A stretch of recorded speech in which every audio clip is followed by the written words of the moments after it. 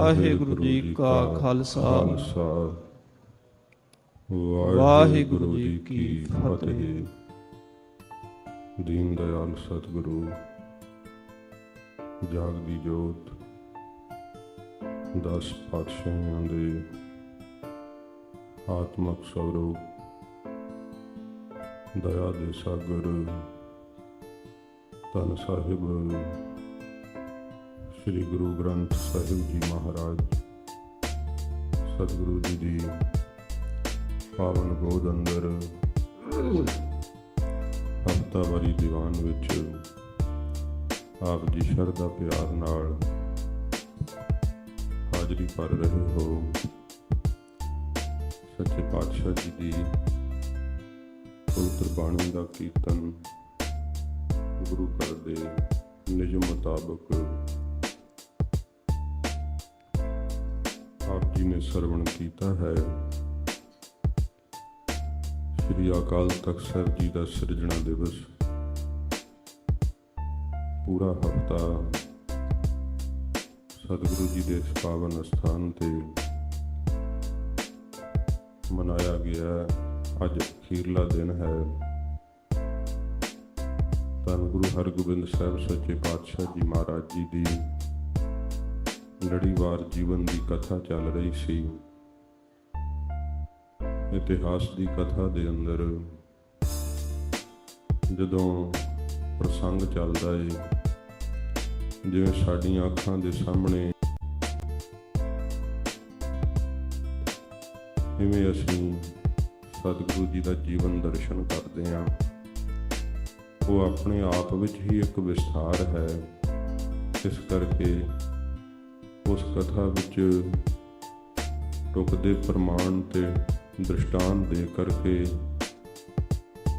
ਸਤਿਗੁਰਾਂ ਜੀ ਵੱਲੋਂ ਚਲਾਈ ਹੋਈ ਪ੍ਰਣਾਲੀ ਮੁਤਾਬਕ ਇੱਕ ਰਸ ਲਗਾਤਾਰ ਕਥਾ ਹੁੰਦੀ ਹੈ। ਭਾਵੇਂ ਕਿ ਸਤਿਗੁਰੂ ਜੀ ਦੀ ਪਵਿੱਤਰ ਬਾਣੀ ਅਤੇ ਮਹਾਰਾਜ ਜੀ ਦਾ ਇਤਿਹਾਸ ਇਹ ਅਨੰਤ ਹੈ। ਜਿਵੇਂ ਪੰਛੀ ਆਕਾਸ਼ ਵਿੱਚ ਉਡਾਰੀਆਂ ਲਾ ਕੇ ਆਕਾਸ਼ ਦੀ ਹਵਾ ਦਾ ਆਨੰਦ ਮਾਣ ਸਕਦਾ ਹੈ, ਪਰ ਆਕਾਸ਼ ਦੀ ਉਚਾਈ ਨੂੰ ਨਹੀਂ ਨਾਪ ਸਕਦਾ। ਮੱਛੀ ਤਾਰੀਆਂ ਲਾ ਕਰਕੇ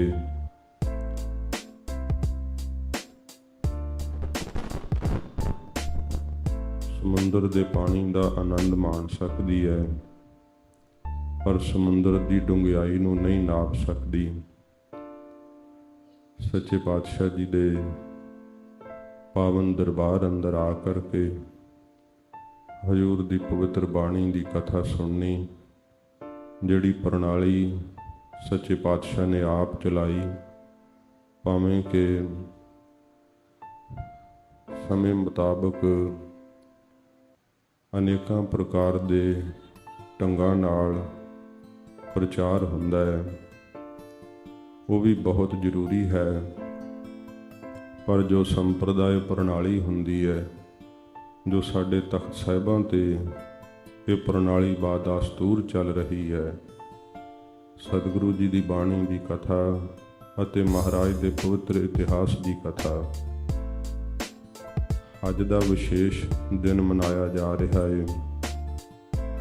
ਮੈਂ ਕੁਝ ਬੇਨਤੀ ਕਰਨ ਤੋਂ ਪਹਿਲਾਂ ਇਹ ਆਪ ਜੀ ਦੇ ਚਰਨਾਂ ਵਿੱਚ ਸਨਿਮਰ ਪਹਿਲਾਂ ਬੇਨਤੀ ਕਰਾਂਗਾ ਕਿ ਸਤਸੰਗਤ ਦਾ ਜਿਹੜਾ ਕਰਨ ਦਾ ਪਹਿਲੀ ਜਿਹੜੀ ਸ਼ਰਤ ਹੈ ਉਹ ਹੈ, ਮਹਾਰਾਜ ਜੀ ਨੇ ਕਿਹਾ, ਪ੍ਰਭ ਕੀ ਉਸਤਤ ਕਰੋ ਸੰਤ ਮੀਤ, ਸਾਵਧਾਨ ਏਕਾਗਰ ਚੀਤ। ਤੁਸੀਂ ਆਪਣੀਆਂ ਗੱਲਾਂ ਬਾਤਾਂ ਨੂੰ ਥੋੜ੍ਹੇ ਚਿਰ ਲਈ ਸੰਕੋਚ ਦਿਓ, ਕਿਉਂਕਿ ਸਰੋਤਾ ਜਦੋਂ ਜੁੜ ਕੇ ਸਾਹਮਣੇ ਕਥਾ ਸੁਣਦਾ ਹੈ ਤਾਂ ਕਰਕੇ ਹੀ ਬਖਤਾ ਕਥਾ ਕਰਨ ਦਾ ਬਲ ਪ੍ਰਾਪਤ ਕਰਦਾ ਹੈ। ਜੇਕਰ ਕਿ ਤੁਹਾਡੇ ਵੱਲੋਂ ਮੇਰੇ ਕੰਨਾਂ ਵਿੱਚ ਆਵਾਜ਼ ਪਵੇ ਤਾਂ ਬਿਰਤੀ ਉਖੜਨੀ, ਫਿਰ ਤੁਹਾਨੂੰ ਵੀ ਰਸ ਵਿੱਚ ਵਿਘਨ ਪਵੇਗਾ ਤੇ ਮਹਾਰਾਜ ਜੀ ਨੇ ਵੀ ਇਹ ਵਾਕ ਕਹੇ ਹੈ ਕਿ ਹਰ ਜਸ ਮੈਂ ਜੋ ਬਾਤ ਚਲਾਵੈ ਸੋ ਤਨਖਾਹੀਆ ਵੱਡੋ ਕਹਾਵੈ। ਪ੍ਰਬੰਧ ਕਰਦਿਆਂ ਕੋਈ ਜ਼ਰੂਰੀ ਬਚਨ ਕਰਨਾ ਵੀ ਪੈਂਦਾ ਹੈ, ਪਰ ਫਿਰ ਵੀ ਸਾਨੂੰ ਗੁਰੂ ਕੀ ਸੰਗਤ ਵਿੱਚ ਆਉਣ ਦਾ ਨਿਯਮ ਪਤਾ ਹੋਣਾ ਚਾਹੀਦਾ ਹੈ। ਮਹਾਰਾਜ ਦੀ ਸੰਗਤ ਵਿੱਚ ਕਿਵੇਂ ਆਈਦਾ ਹੈ। ਜੇ ਤੁਸੀਂ ਬੱਚਿਆਂ ਲਈ ਇਹ ਪਲੇ ਗਰਾਊਂਡ ਬਣਾ ਕੇ ਰੱਖੋਗੇ, ਇਬਾਦਤ ਵਿੱਚ ਕਿਵੇਂ ਜੁੜੋਗੇ? ਕਿਉਂਕਿ ਸੰਗਤ ਕੇਵਲ ਇੱਕ ਜਾਣਕਾਰੀ ਦਾ ਮਾਧਿਅਮ ਨਹੀਂ ਹੈ। ਜਾਣਕਾਰੀ ਵੀ ਭਾਵੇਂ ਬਹੁਤ ਪ੍ਰਾਪਤ ਹੁੰਦੀ ਹੈ, ਜੀਵ ਨੂੰ ਜੰਮਣ ਤੇ ਮਰਨ ਬਾਰੇ ਗਿਆਤ ਹੋ ਜਾਂਦਾ ਹੈ, ਪਰ ਸਾਧ ਸੰਗਤ ਜੀ ਇਹ ਪਰਮ ਆਨੰਦ ਵਿੱਚ ਸਮਾਉਣ ਵਾਸਤੇ ਸਤਿਗੁਰਾਂ ਜੀ ਨੇ ਸਾਨੂੰ ਇੱਕ ਰਾਹ ਬਖਸ਼ਿਸ਼ ਕੀਤਾ। ਕਲਯੁਗ ਦੇ ਅੰਦਰ ਜਦੋਂ ਕੋਈ ਵੀ ਦੁਖੀ ਸਤਿਗੁਰਾਂ ਦੇ ਚਰਨਾਂ ਵਿੱਚ ਪੁਕਾਰ ਕਰਦਾ, ਧੰਨ ਗੁਰੂ ਨਾਨਕ ਦੇਵ ਸੱਚੇ ਪਾਤਸ਼ਾਹ ਮਹਾਰਾਜ ਹਜ਼ੂਰ ਉਸ ਨੂੰ ਸੰਗਤ ਕਰਨ ਦੀ ਪ੍ਰੇਰਨਾ ਕਰਦੇ। ਧਰਮਸ਼ਾਲਾ ਮਹਾਰਾਜ ਜੀ ਨੇ ਕਾਇਮ ਕੀਤੀਆਂ। ਧਰਮਸ਼ਾਲਾ ਦੇ ਅੰਦਰ ਸ਼ਬਦ ਕੀਰਤਨ ਕਰਨ ਦੀ ਸੱਚੇ ਪਾਤਸ਼ਾਹ ਨੇ ਆਗਿਆ ਕੀਤੀ। ਜੇਕਰ ਕਿ ਸਾਨੂੰ ਸੰਗਤ ਨਾ ਕਰਨੀ ਆਈ, ਫਿਰ ਸਾਡੇ ਮਨ ਦੇ ਦੁੱਖ ਨਹੀਂ ਦੂਰ ਹੋ ਸਕਦੇ। ਸੋ ਬੇਨਤੀ ਹੈ, ਆਪ ਹਫ਼ਤੇ ਵਿੱਚ ਜੇ ਇੱਕ ਦਿਨ ਆਪ ਆਉਣੇ ਹੋ ਤਾਂ ਵੀ ਉਹ ਇੱਕ ਦਿਨ ਦੇ ਵਿੱਚ ਕੱਢਿਆ ਹੋਇਆ 1-2 ਘੰਟੇ ਦਾ ਸਮਾਂ ਸਫਲ ਹੋਵੇ, ਪ੍ਰਭੂ ਦੀ ਯਾਦ ਵਿੱਚ ਮਨ ਜੁੜੇ, ਤਾਂ ਕਰਕੇ ਜੀਵਨ ਦਾ ਲਕਸ਼ ਪਤਾ ਲੱਗ ਸਕੇ। ਜਿੰਨਾ ਚਿਰ ਮਨੁੱਖ ਜਿਉਂਦਾ ਹੈ, ਸਮਾਜ ਦਾ ਪ੍ਰਭਾਵ ਇੰਨਾ ਜ਼ਿਆਦਾ ਮਨ 'ਤੇ ਪੈ ਜਾਂਦਾ ਹੈ, ਉਹਨੂੰ ਪਤਾ ਨਹੀਂ ਕਿ ਮੇਰੇ ਜੀਵਨ ਦਾ ਮਨੋਰਥ ਕੀ ਹੈ, ਮੈਂ ਸੰਸਾਰ ਵਿੱਚ ਕਿਸ ਕਾਰਜ ਵਾਸਤੇ ਆਇਆ। ਖੁੰਝ ਜਾਂਦਾ ਹੈ, ਆਪਣੇ ਨਿਸ਼ਾਨੇ ਤੋਂ ਭਟਕ ਜਾਂਦਾ ਹੈ। ਸਤ ਸੰਗਤ ਸਾਨੂੰ ਸਾਡਾ ਲਕਸ਼ ਦਿਖਾਉਂਦੀ ਹੈ ਕਿ ਤੂੰ ਕਿੱਧਰ ਨੂੰ ਤੁਰ ਰਿਹਾ ਤੇ ਤੈਨੂੰ ਕਿੱਧਰਲੇ ਪਾਸੇ ਤੁਰਨਾ ਚਾਹੀਦਾ ਹੈ। ਸਤ ਸੰਗਤ ਜੀ, ਸਤਿਗੁਰੂ ਧੰਨ ਗੁਰੂ ਹਰਗੋਬਿੰਦ ਸਾਹਿਬ ਸੱਚੇ ਪਾਤਸ਼ਾਹ ਜੀ ਮਹਾਰਾਜ ਹਜ਼ੂਰ ਨੇ ਗੁਰਿਆਈ ਤਖਤ ਤੇ ਬੈਠ ਕਰਕੇ ਸੱਚੇ ਪਾਤਸ਼ਾਹ ਜੀ ਨੇ ਤਖਤ ਦੀ ਸਿਰਜਣਾ ਕੀਤੀ, ਜਿਸ ਦਾ ਨਾਮ ਅਕਾਲ ਬੁੰਗਾ ਪ੍ਰਸਿੱਧ ਹੋਇਆ ਸੀ। ਸੱਚੇ ਪਾਤਸ਼ਾਹ ਜੀ ਦੇ ਪਾਵਨ ਅਸਥਾਨਾਂ ਦੇ ਅੰਦਰ ਹੋਰ ਵੀ ਨਾਮ ਭਾਵੇਂ ਬੁੰਗਾ ਸਾਹਿਬ ਤੋਂ ਪ੍ਰਸਿੱਧ ਨੇ, ਪਰ ਇਹ ਵਿਸ਼ੇਸ਼ ਅਸਥਾਨ ਗੁਰੂ ਹਰਗੋਬਿੰਦ ਸਾਹਿਬ ਸੱਚੇ ਪਾਤਸ਼ਾਹ ਜੀ ਨੇ ਗੁਰਿਆਈ ਤਖਤ ਤੇ ਵਿਰਾਜਮਾਨ ਹੋ ਕਰਕੇ ਸਤਿਗੁਰਾਂ ਜੀ ਨੇ ਇਸ ਦੀ ਸਿਰਜਣਾ ਕੀਤੀ। ਸਿੱਖ ਰਾਜ ਦੇ ਵਕਤ ਇਸ ਦੀਆਂ ਮੰਜ਼ਲਾਂ ਸਮੇਂ-ਸਮੇਂ ਸਿਰ ਬਣੀਆਂ। ਹਜ਼ੂਰ ਜਿਹੜਾ ਤਖਤ ਬਣਵਾਇਆ ਸੀ, ਉਹ ਤਖਤ ਅੱਜ ਵੀ ਮੌਜੂਦ ਹੈ। ਜੋ ਭੁਲੇਖਾ ਪਾਉਣ ਦਾ ਯਤਨ ਕਰਦੇ ਹੈ ਤੇ ਦਮਦਮੀ ਟਕਸਾਲ ਦੀ ਸਰਵਉੱਚ ਕੀਤੀ ਹੋਈ ਸੇਵਾ ਨੂੰ ਕਿਸੇ ਪ੍ਰਕਾਰ ਠੇਸ ਪਹੁੰਚਾਉਣ ਦਾ ਯਤਨ ਕਰਦੇ ਹੈ, ਉਹਨਾਂ ਦਾ ਇਹ ਕਹਿਣਾ ਹੈ ਕਿ ਹਜ਼ੂਰ ਦਾ ਬਣਾਇਆ ਹੋਇਆ ਤਖਤ ਢਾਹ ਦਿੱਤਾ ਗਿਆ ਸੀ। ਜਦੋਂ ਕਿ ਸਾਧ ਸੰਗਤ ਜੀ, ਜਿਹੜਾ ਤਖਤ ਸਰਕਾਰ ਨੇ ਬਣਾਇਆ ਸੀ ਉਹ ਸਿੱਖ ਸੰਗਤਾਂ ਨਹੀਂ ਸੀ ਮਨਜ਼ੂਰ ਕੀਤਾ, ਪਰ ਜਿਹੜਾ ਤਖਤ ਸਤਿਗੁਰਾਂ ਜੀ ਨੇ ਬਣਾਇਆ ਸੀ ਨਾ, ਥੱਲੇ ਥੜਾ ਸਾਹਿਬ ਸੀ ਜੋ, ਉਸ ਦੀ ਇੱਕ ਵੀ ਇੱਟ ਨੂੰ ਕਿਸੇ ਪ੍ਰਕਾਰ ਹਿਲਾਇਆ ਨਹੀਂ ਗਿਆ। ਅੱਜ ਵੀ ਸੰਗਤਾਂ ਸ਼ੀਸ਼ੇ ਵਿੱਚ ਦੀ ਉਸ ਨਿੱਕੀ ਇੱਟ ਦਾ ਦਰਸ਼ਨ ਕਰਦੀਆਂ ਹਨ। ਸ੍ਰੀ ਅਕਾਲ ਤਖਤ ਸਾਹਿਬ ਦੀ ਸਿਰਜਣਾ ਸਾਧ ਸੰਗਤ ਜੀ, ਇਹ ਉਹੋ ਹੀ ਸਿਧਾਂਤ ਹੈ ਜੋ ਸਤਿਗੁਰੂ ਜੀ ਨੇ 10ਵੇਂ ਜਾਮੇ ਵਿੱਚ ਸੰਤ ਤੇ ਸਿਪਾਹੀ ਵਾਲਾ ਸਿਧਾਂਤ ਬਖਸ਼ਿਸ਼ ਕੀਤਾ। ਭਗਤੀ ਤੇ ਸ਼ਕਤੀ ਦਾ ਪ੍ਰਤੀਕ ਖਾਲਸਾ ਸਿਰਜਣਾ ਕੀਤੀ। ਸੱਚਖੰਡ ਸ੍ਰੀ ਹਰਿਮੰਦਰ ਸਾਹਿਬ ਭਗਤੀ ਦਾ ਪ੍ਰਤੀਕ ਹੈ। ਸ੍ਰੀ ਅਕਾਲ ਤਖਤ ਸਾਹਿਬ ਸਿੱਖਾਂ ਦੀ ਰਾਜਸੀ ਸ਼ਕਤੀ ਦਾ ਪ੍ਰਤੀਕ ਹੈ। ਸੱਚੇ ਪਾਤਸ਼ਾਹ ਜੀ ਨੇ ਭਗਤੀ ਦੇ ਅੱਗੇ ਸ਼ਕਤੀ ਨੂੰ ਝੁਕਿਆ ਹੋਇਆ ਵਿਖਾਇਆ। ਜੇਕਰ ਕਿ ਪ੍ਰਭੂ ਦੀ ਬੰਦਗੀ ਵਿੱਚ ਪੂਰੇ ਹੋ ਤਾਂ ਵਾਹਿਗੁਰੂ ਵੱਲੋਂ ਇਹੋ ਜਿਹੀ ਅਲੌਕਿਕ ਸ਼ਕਤੀ ਪ੍ਰਾਪਤ ਹੁੰਦੀ ਹੈ, ਜਿਸ ਕਰਕੇ ਕਿ ਸਵੈ ਮਾਣ ਨਾਲ ਜਿਉਣ ਦੀ ਦਾਤ ਪ੍ਰਾਪਤ ਹੁੰਦੀ ਹੈ। ਸੰਸਾਰ ਦੇ ਅੰਦਰ ਜਿਹੜੇ ਕੋਈ ਬੰਦਗੀ ਵਿੱਚ ਲੱਗੇ, ਜਦੋਂ ਜਰਵਾਣਿਆਂ ਨੇ ਉਹਨਾਂ ਨੂੰ ਜਦੋਂ ਬੰਦਗੀ ਕਰਨ ਤੋਂ ਇਸ ਪ੍ਰਕਾਰ ਬਹੁਤ ਜ਼ਿਆਦਾ ਬੇਪਤ ਕੀਤਾ, ਉਹਨਾਂ ਕੋਲ ਇਹੋ ਜਿਹਾ ਕੋਈ ਸਾਧਨ ਨਹੀਂ ਸੀ ਕਿ ਉਹ ਆਪਣੀ ਰੱਖਿਆ ਆਪ ਕਰ ਸਕਦੇ। ਪੁਰਾਣਕ ਸਾਖੀਆਂ ਦਾ ਬੇਅੰਤ ਜ਼ਿਕਰ ਹੈ, ਜਦੋਂ ਵਿਸ਼ਵਾਮਿੱਤਰ ਵਰਗੇ ਵੀ ਤਪ ਕਰਦਿਆਂ ਹੋਇਆਂ ਸਹਾਇਤਾ ਮੰਗਦੇ ਹੈ ਤਾਂ ਛਤਰੀਆਂ ਦੀ ਸਹਾਇਤਾ ਮੰਗਦੇ ਹੈ। ਜਦੋਂ ਕੋਈ ਰਿਸ਼ੀ ਮੁਨੀ ਦੈਂਤਾਂ ਦਾ ਸੁਤਾਇਆ ਹੋਇਆ, ਫਿਰ ਕਹਿੰਦੇ ਹੈ ਕਿ ਦਸ਼ਰਥ ਰਾਜੇ ਕੋਲ ਆ ਕਰਕੇ ਕਹਿੰਦੇ ਆ ਕਿ ਸਾਡੀ ਜਿਹੜੀ ਉਹ ਸਹਾਇਤਾ ਕਰੋ।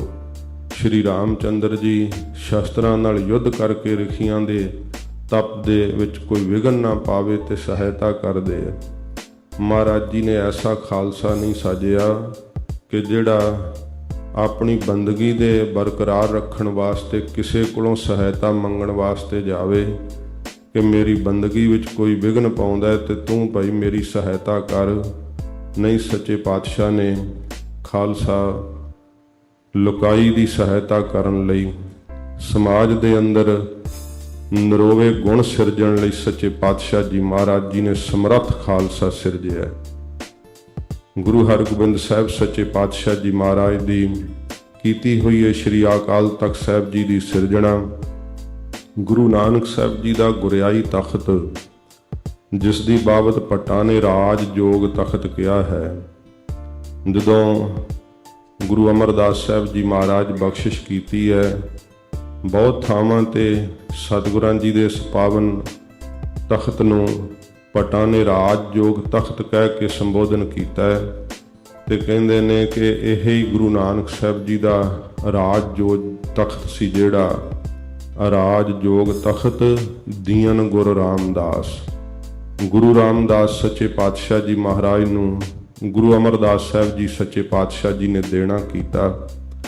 ਸਾਧ ਸੰਗਤ ਜੀ, ਜਿੱਥੇ ਅੱਜ ਆਪਾਂ ਸਤਿਗੁਰਾਂ ਜੀ ਦਾ ਸਿਰਜਿਆ ਹੋਇਆ ਪਾਵਨ ਤਖਤ, ਉਹ ਪਵਿੱਤਰ ਦਿਹਾੜਾ ਮਨਾਉਣ ਨੂੰ ਇਕੱਤਰ ਹੋਏ ਆ, ਸੱਚੇ ਪਾਤਸ਼ਾਹ ਜੀ ਮਹਾਰਾਜ ਸਾਨੂੰ ਹਿਰਦੇ ਦੇ ਅੰਦਰ ਪਿਆਰ ਦਾ ਤਖਤ ਵੀ ਸਿਰਜਣ ਦੀ ਜਿਹੜੀ ਸਤਿਗੁਰੂ ਜੀ ਸਾਨੂੰ ਗਰੀਬ ਨਵਾਜ ਸੋਝੀ ਦਿੰਦੇ ਹੈ, ਹਜ਼ੂਰ ਸੰਕੇਤ ਦਿੰਦੇ ਹੈ।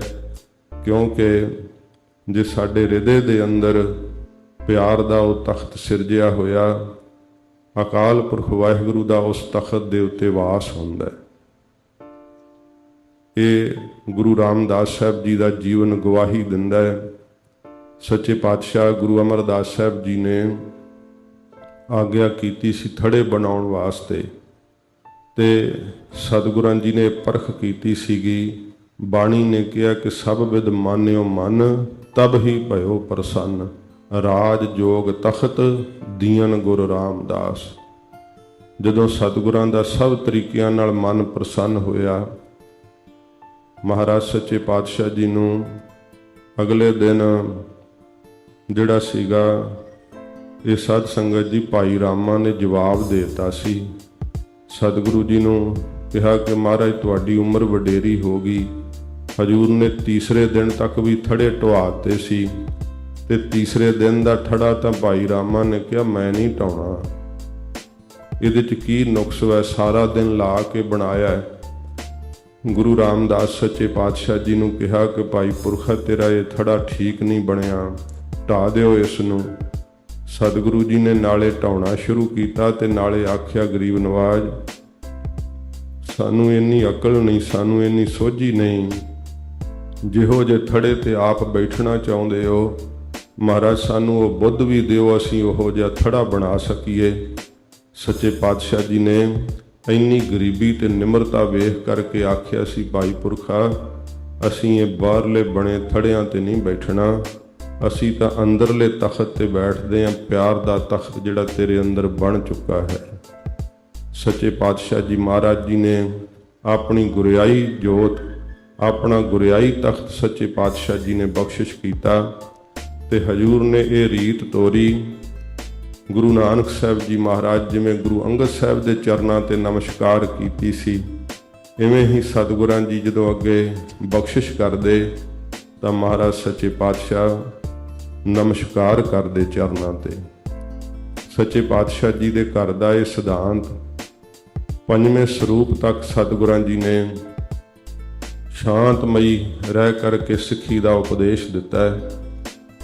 ਧੰਨ ਗੁਰੂ ਅਰਜਨ ਦੇਵ ਸੱਚੇ ਪਾਤਸ਼ਾਹ ਜੀ ਮਹਾਰਾਜ ਦੀ ਸ਼ਹਾਦਤ, ਗੁਰੂ ਹਰਗੋਬਿੰਦ ਸਾਹਿਬ ਸੱਚੇ ਪਾਤਸ਼ਾਹ ਦਾ ਗੁਰਿਆਈ ਤਖਤ ਦੇ ਉੱਪਰ ਵਿਰਾਜਣਾ ਤੇ ਸਤਿਗੁਰਾਂ ਜੀ ਨੇ ਉਸ ਸਮੇਂ ਇਹ ਬਚਨ ਇਤਿਹਾਸ ਨੇ ਵੀ ਜ਼ਿਕਰ ਕੀਤਾ ਹੈ ਕਿ ਗੁਰੂ ਹਰਗੋਬਿੰਦ ਸਾਹਿਬ ਜੀ ਮਹਾਰਾਜ ਗੁਰੂ ਅਰਜਨ ਸਾਹਿਬ ਜੀ ਦੇ ਵਕਤ ਹੀ ਮਹਾਰਾਜ ਘੋੜਿਆਂ ਤੇ ਚੜ੍ਹਿਆ ਕਰਦੇ ਸੀ ਤੇ ਸਤਿਗੁਰੂ ਜੀ ਸ਼ਸਤਰ ਧਾਰਿਆ ਕਰਦੇ ਸੀ। ਸਿੱਖਾਂ ਨੇ ਗੁਰੂ ਅਰਜਨ ਸਾਹਿਬ ਦੇ ਕੋਲ ਬੇਨਤੀ ਕੀਤੀ, ਮਹਾਰਾਜ ਆਪ ਦੇ ਸਾਹਿਬਜ਼ਾਦੇ ਰਾਜਸੀ ਚਿੰਨ੍ਹਾਂ ਨੂੰ ਧਾਰਨ ਕਰਦੇ ਐ, ਆਪ ਦਾ ਘਰ ਤਾਂ ਫਕੀਰੀ ਵਾਲਾ ਏ। ਸਤਿਗੁਰੂ ਜੀ ਨੇ ਸਿੱਖਾਂ ਨੂੰ ਇਹ ਬਚਨ ਕਹਿਣੇ ਕਿ ਸਮਾਂ ਜੋ ਆਵੇਗਾ ਉਸ ਸਮੇਂ ਸਾਨੂੰ ਜਿੱਥੇ ਜੋਗ ਹੈ ਗੁਰੂ ਨਾਨਕ ਸਾਹਿਬ ਦੇ ਘਰ ਦੇ ਅੰਦਰ, ਉੱਥੇ ਰਾਜ ਦੀ ਵੀ ਸ਼ਕਤੀ ਪ੍ਰਗਟ ਕਰਨੀ ਪਵੇਗੀ। ਸਤਿਗੁਰਾਂ ਜੀ ਨੇ ਜਦੋਂ ਤਖਤ ਸਿਰਜਿਆ, ਤਖਤ ਤੇ ਮਹਾਰਾਜ ਵੀਰ ਆਸਣ ਲਾ ਕਰਕੇ ਬੈਠਦੇ।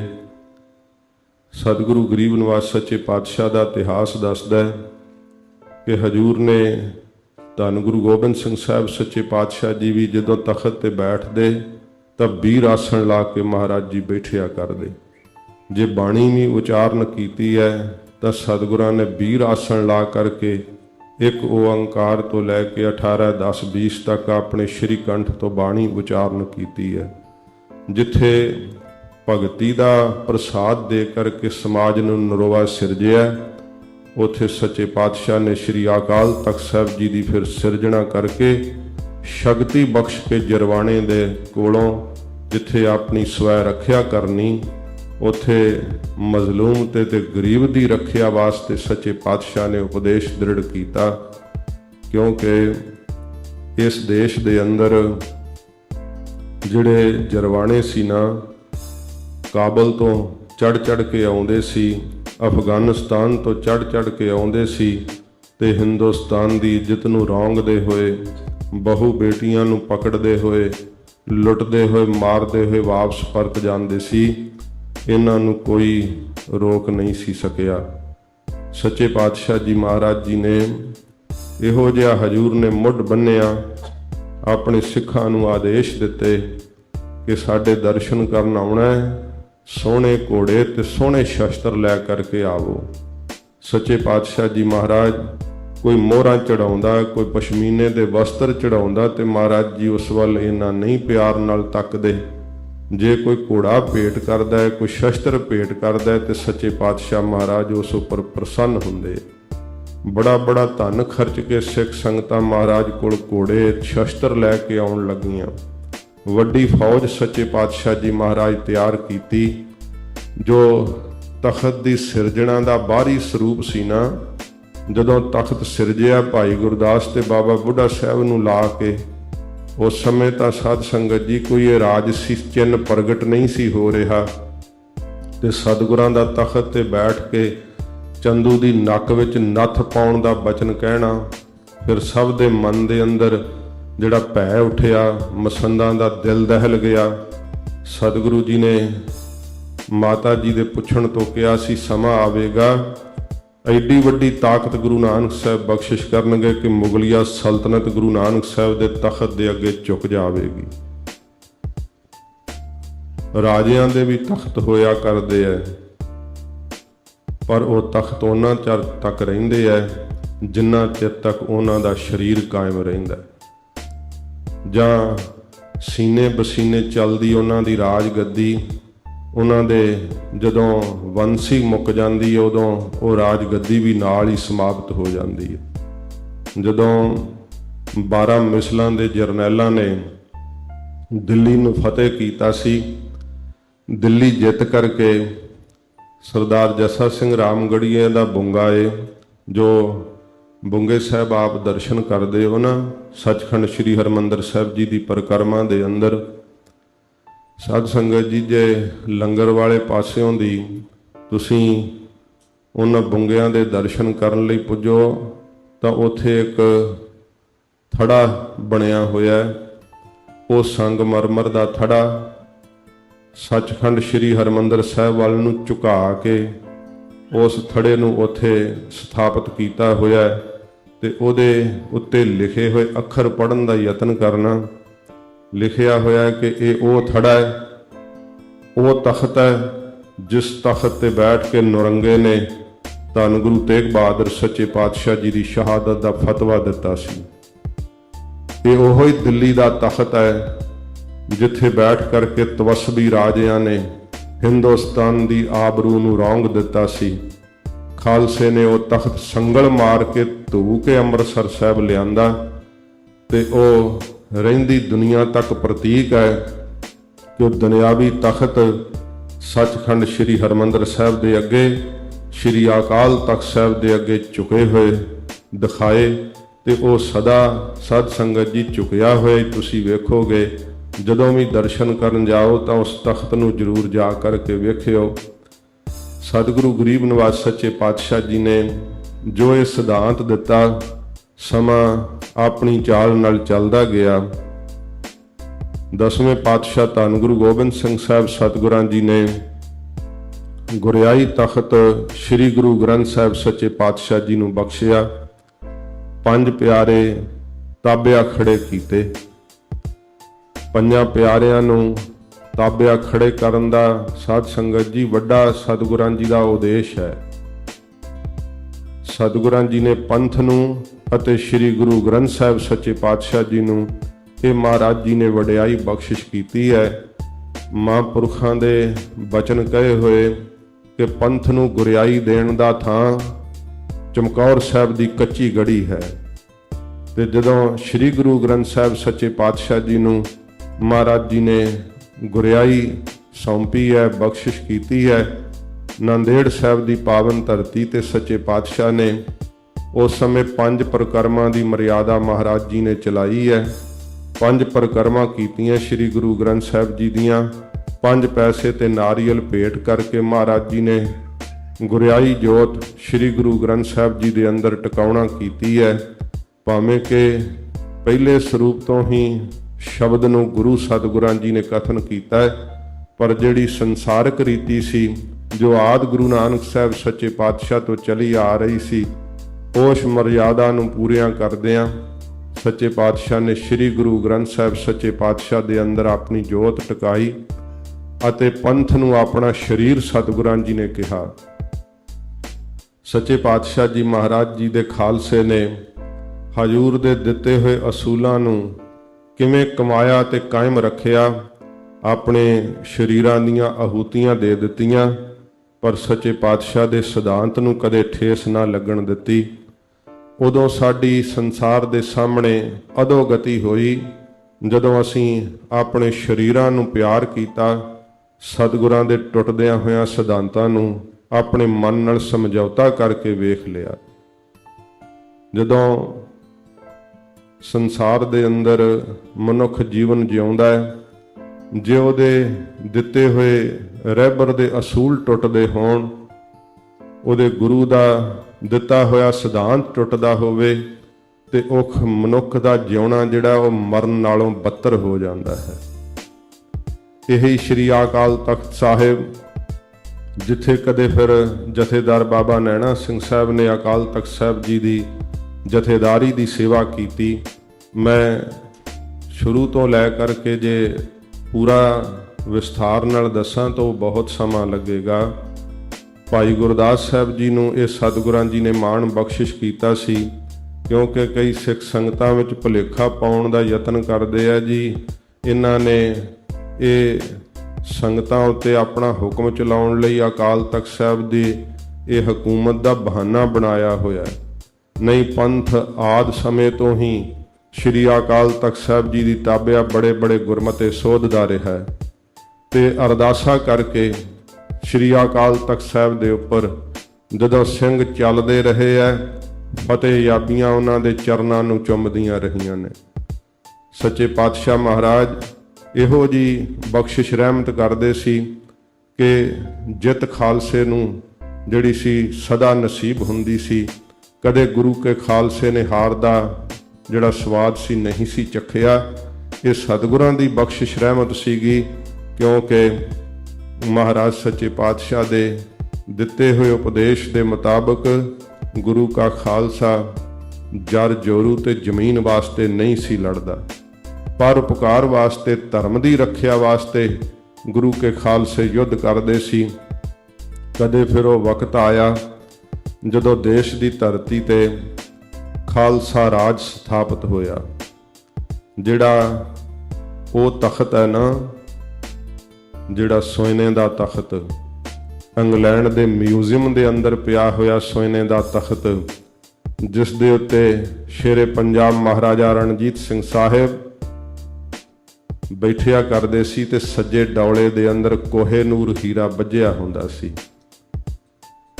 ਜਦੋਂ ਆਪ ਲਾਹੌਰ ਕਿਤੇ ਜਾਓ ਸ਼ਾਹੀ ਕਿਲੇ ਦੇ ਅੰਦਰ, ਉੱਥੇ ਬਣਿਆ ਹੋਇਆ ਉਹ ਥੜਾ ਅੱਜ ਵੀ ਮੌਜੂਦ ਹੈ, ਜਿੱਥੇ ਸ਼ੇਰੇ ਪੰਜਾਬ ਜੀ ਆਪਣੇ ਅਮੀਰਾਂ ਵਜ਼ੀਰਾਂ ਦੇ ਸਮੇਤ ਰਿਆਇਆ ਦੀਆਂ ਫਰਿਆਦਾਂ ਸੁਣਿਆ ਕਰਦੇ ਤੇ ਦਰਬਾਰ ਲੱਗਿਆ ਕਰਦਾ ਸੀ। ਉਸ ਤਖਤ ਦਾ ਉਪਜਣਾ, ਉਸ ਤਖਤ ਦੀ ਸਿਰਜਣਾ ਸ਼੍ਰੀ ਅਕਾਲ ਤਖਤ ਸਾਹਿਬ ਦੇ ਸਿਧਾਂਤ ਵਿੱਚੋਂ ਹੋਈ ਹੈ। ਜੇ ਸ਼੍ਰੀ ਅਕਾਲ ਤਖਤ ਸਾਹਿਬ ਦੀ ਸਿਰਜਣਾ ਨਾ ਹੁੰਦੀ, ਸੰਗਤ ਵਿੱਚ ਆ ਕੇ ਜੇ ਸਾਹਮਣੇ ਆ ਕੇ ਸੌਈਏ ਨਾ ਤੇ ਝੋਕਾ ਮਾਰੀਏ, ਫਿਰ ਸਾਧ ਸੰਗਤ ਜੀ ਮਾਫ ਕਰਨਾ, ਮੇਰੀ ਮਜਬੂਰੀ ਆ, ਆਪ ਸਾਵਧਾਨ ਹੋ ਕੇ ਕਥਾ ਸੁਣੋ। ਹੁੰਦੀ ਹੈ ਜੇ ਮੇਰੇ ਵੱਲ ਤੱਕੋ ਨਾ ਤੇ ਮੇਰਾ ਸਰੀਰ ਆਗਿਆ ਨਹੀਂ ਦਿੰਦਾ ਵਿਚਰਨ ਵਾਸਤੇ। ਸਰੀਰ ਦੀ ਕਮਜ਼ੋਰੀ ਹੈ, ਪਰ ਬੇਨਤੀ ਹੈ ਥੋੜਾ ਹੀ ਸਮਾਂ ਸਾਵਧਾਨਤਾ ਨਾਲ ਆਪਾਂ ਬੈਠੀਏ, ਕਿਉਂਕਿ ਪ੍ਰਤੀਤ ਹੁੰਦਾ ਬਖਤੇ ਨੂੰ ਕਿ ਸ਼ਾਇਦ ਸੁਣਨ ਦਾ ਇਹਨੂੰ ਕੋਈ ਰਸ ਨਹੀਂ, ਕੋਈ ਚਾਹ ਨਹੀਂ ਹੈ। ਜਦੋਂ ਸਾਡਾ ਮਨ ਗਿਆਤ ਹੋ ਜਾਂਦਾ ਹੈ, ਪਤਾ ਨਹੀਂ ਉਸ ਨੂੰ ਕਿਸ ਦੇਸ਼ ਵਿੱਚ ਗਾਫਲਤਾਈ ਵਿੱਚ ਚਲਿਆ ਜਾਂਦਾ ਹੈ, ਉਦੋਂ ਸਰੀਰ ਦੇ ਉੱਤੇ ਵੀ ਆਲਸ ਆ ਜਾਂਦਾ ਹੈ। ਜਦੋਂ ਪ੍ਰਭੂ ਯਾਦ ਵਿੱਚ ਜੁੜੇ ਹੋਈਏ ਨਾ, ਉਦੋਂ ਚਿਹਰੇ ਦੇ ਉੱਤੇ ਇੱਕ ਰਵਾਨਗੀ ਹੁੰਦੀ ਹੈ, ਇੱਕ ਉਤਸ਼ਾਹ ਹੁੰਦਾ ਹੈ। ਸੰਗਤ ਕਰਦਿਆਂ ਹੋਇਆਂ ਮਨ ਮਲੀਨ ਹੋਵੇ ਤੇ ਚਿਹਰਾ ਮੁਰਝਾਇਆ ਹੋਵੇ, ਉਹਨੂੰ ਸ਼ਬਦ ਦਾ ਰਸ ਨਹੀਂ ਆ ਰਿਹਾ।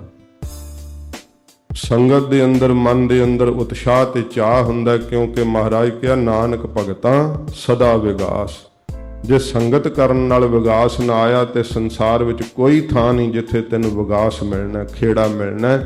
ਸਭ ਥਾਵਾਂ ਤੇ ਝੋਰੇ ਹੀ ਝੋਰੇ ਹੈ। ਗਰੀਬ ਨਿਵਾਸ ਸੱਚੇ ਪਾਤਸ਼ਾਹ ਸ਼੍ਰੀ ਅਕਾਲ ਤਖਤ ਸਾਹਿਬ ਦੀ ਸਿਰਜਣਾ ਨਾ ਕਰਦੇ ਤਾਂ ਸਾਧ ਸੰਗਤ ਜੀ ਸੰਸਾਰ ਦੇ ਸਾਹਮਣੇ ਮਹਾਰਾਜ ਦੀ ਸਾਜੀ ਹੋਈ ਕੌਮ ਦੀ ਰਾਜਸੀ ਸੱਤਾ ਸੰਸਾਰ ਦੇ ਸਾਹਮਣੇ ਨਾ ਆਉਂਦੀ। ਅੱਜ ਵੀ ਸੰਸਾਰ ਦੇ ਅੰਦਰ ਉਹ ਲੋਕ ਇਹ ਕਹਿਣ ਦਾ ਦਾਅਵਾ ਕਰਦੇ ਹੈ ਕਿ ਸਿੱਖੀ ਦੀ ਸਿਰਜਣਾ ਤਾਂ ਮਹਾਰਾਜ ਨੇ ਕੇਵਲ ਸੇਵਾ ਲਈ ਕੀਤੀ ਸੀ। ਮਹਾਰਾਜ ਸੱਚੇ ਪਾਤਸ਼ਾਹ ਨੇ ਸਿੱਖੀ ਦੀ ਸਿਰਜਣਾ ਗੁਰੂ ਨਾਨਕ ਸਾਹਿਬ ਜੀ ਨੇ ਲੁਕਾਈ ਦੇ ਭਲੇ ਲਈ ਕੀਤੀ ਹੈ। ਸੰਸਾਰ ਨੂੰ ਇੱਕ ਨਰੋਆ ਬਣਾਉਣ ਵਾਸਤੇ ਤੇ ਜੀਵ ਨੂੰ ਮੁਕਤੀ ਦਾ ਪ੍ਰਸਾਦ ਪ੍ਰਾਪਤ ਕਰਨ ਲਈ ਸਿੱਖੀ ਦੀ ਦਾਤ ਦਿੱਤੀ ਹੈ। ਪਰ ਸੱਚੇ ਪਾਤਸ਼ਾਹ ਨੇ ਸਿੱਖੀ ਇਸ ਕਰਕੇ ਵੀ ਸਿਰਜੀ ਹੈ ਕਿ ਜਿੱਲਤ ਦੀ ਜ਼ਿੰਦਗੀ ਜਿਉਣ ਨਾਲੋਂ ਮਰਨ ਨੂੰ ਤਰਜੀਹ ਦੇਣ ਵਾਸਤੇ ਸਤਿਗੁਰਾਂ ਕਿਹਾ ਸਿੱਖਾ ਸਾਡੇ ਇਸ ਮਾਰਗ ਤੇ ਚੱਲਣਾ। ਜਿਵੇਂ ਕਈਆਂ ਦਾ ਖਿਆਲ ਹੁੰਦਾ, ਮੈਂ ਕਈ ਵਾਰੀ ਜ਼ਿਕਰ ਵੀ ਕੀਤਾ ਕਿ ਗੁਰੂ ਨਾਨਕ ਸਾਹਿਬ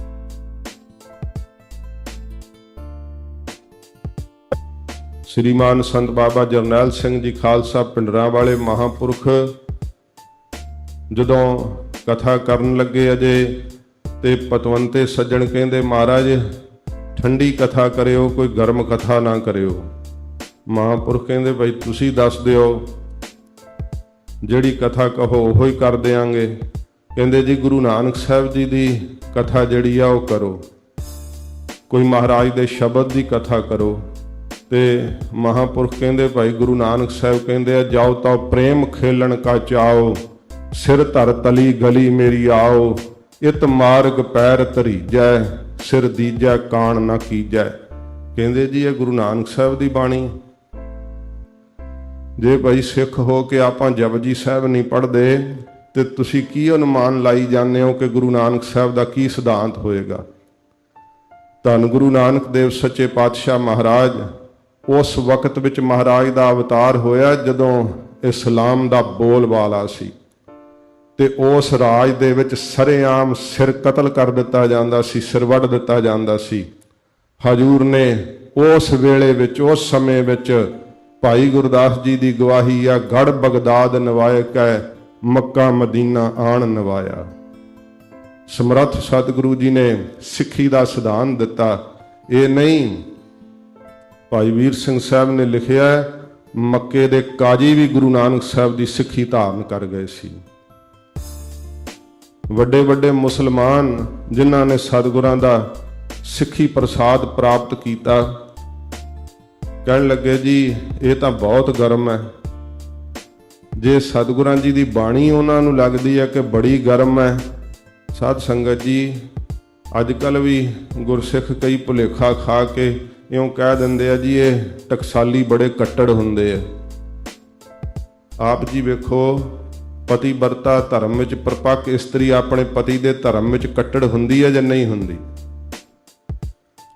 ਪਤੀ ਆਪਣੀ ਇਸਤਰੀ ਦੇ ਧਰਮ ਵਿੱਚ ਕੱਟੜ ਹੁੰਦਾ ਜਾਂ ਨਹੀਂ ਹੁੰਦਾ? ਉਹਨੂੰ ਕੀ ਕਹੋਗੇ ਤੁਸੀਂ?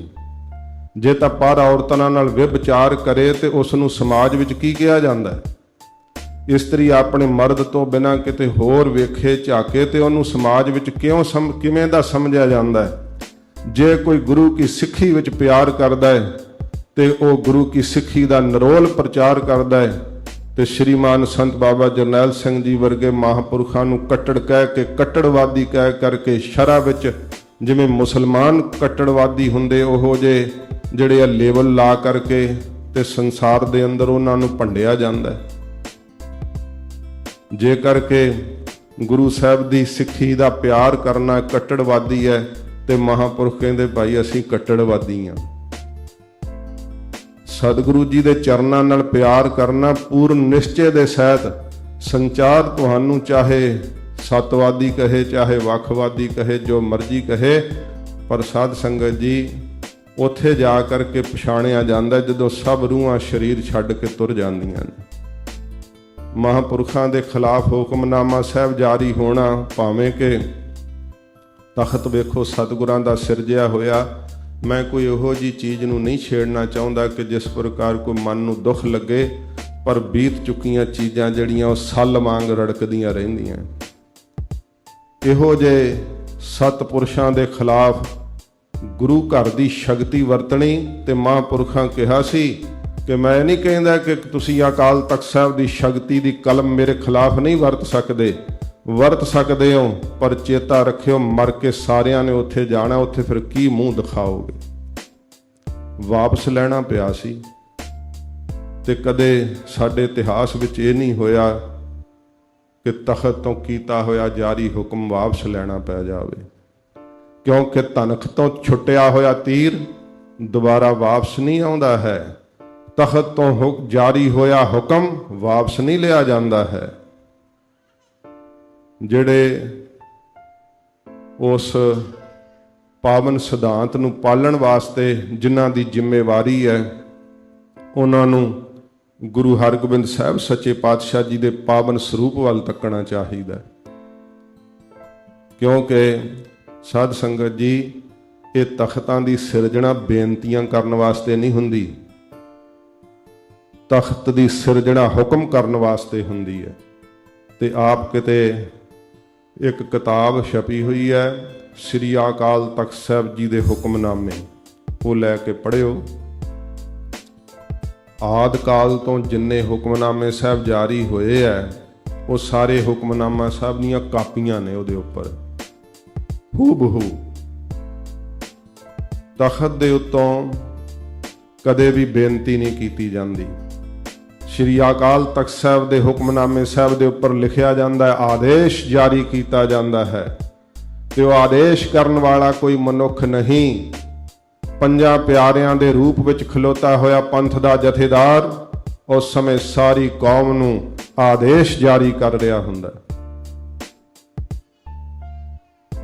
ਤਖਤ ਤੋਂ ਜਿਹੜੀ ਆਵਾਜ਼ ਆਉਂਦੀ ਹੈ ਉਹਨੂੰ ਕੌਮ ਅੱਜ ਵੀ ਸੀਸ ਝੁਕਾ ਕਰਕੇ ਮੰਨਦੀ ਹੈ। ਤੁਸੀਂ ਲੰਘਿਆ ਪਿਛਲਾ ਸਮਾਂ ਵੇਖਿਆ, ਸਤਿਗੁਰੂ ਦੀ ਸਾਜੀ ਹੀ ਕੌਮ ਫਿਰ ਵੀ ਇੰਨੀ ਜਾਗਦੀ ਹੈ ਕਿ ਜੇ ਕੌਮ ਦੇ ਹਿੱਤ ਨੂੰ ਵਲੂੰਦਰਿਆ ਗਿਆ ਤੇ ਕੌਮ ਨੇ ਉਹ ਹੁਕਮ ਵੀ ਮੰਨਣ ਤੋਂ ਇਨਕਾਰ ਕਰ ਦਿੱਤਾ, ਕਿਉਂਕਿ ਸ੍ਰੀ ਗੁਰੂ ਗ੍ਰੰਥ ਸਾਹਿਬ ਸੱਚੇ ਪਾਤਸ਼ਾਹ ਜੀ ਦੀ ਪਵਿੱਤਰ ਬਾਣੀ ਦਾ ਨਿਰਾਦਰ ਕਰਨਾ, ਹਜੂਰ ਦੀ ਬਾਣੀ ਦੀ ਬੇਅਦਬੀ ਕਰਨੀ, ਉਸ ਪਾਵਨ ਤਖਤ ਦੀ ਸ਼ਕਤੀ ਨੂੰ ਵਰਤ ਕਰਕੇ ਉਹਨਾਂ ਦੋਸ਼ੀਆਂ ਨੂੰ ਮਾਫ ਕਰਨ ਦਾ ਹੀਆ ਕਰਨਾ, ਪਰ ਸਿੱਖ ਸੰਗਤ ਨੇ ਪ੍ਰਵਾਨ ਨਹੀਂ ਕੀਤਾ। ਸਾਧ ਸੰਗਤ ਜੀ, ਤਖਤ ਦੀ ਬਣੀ ਹੋਈ ਇਮਾਰਤ ਦਾ ਲਾਸਾਨੀ ਚਿਹਰਾ ਉਦੋਂ ਸੰਸਾਰ ਦੇ ਸਾਹਮਣੇ ਆਉਂਦਾ ਹੈ ਜਦੋਂ ਗੁਰੂ ਹਰਗੋਬਿੰਦ ਸਾਹਿਬ ਦੇ ਦਿੱਤੇ ਹੋਏ ਸਿਧਾਂਤ ਨੂੰ ਪਾਲਣ ਲਈ ਕੋਈ ਮਰ ਜੀਵੜਾ ਵੀਰ ਆਸਣ ਲਾ ਕੇ ਉੱਥੇ ਬੈਠਦਾ ਹੈ ਤੇ ਉਹਦੇ ਮਨ ਵਿੱਚ ਸੰਕਲਪ ਹੁੰਦਾ ਹੈ ਕਿ ਮੇਰਾ ਸਿਰ ਤਾਂ ਭਾਵੇਂ ਚਲਿਆ ਜਾਵੇ, ਪਰ ਮੈਂ ਤਖਤ ਦੀ ਮਾਣ ਮਰਿਆਦਾ ਨੂੰ ਠੇਸ ਨਹੀਂ ਲੱਗਣ ਦਿਆਂਗਾ।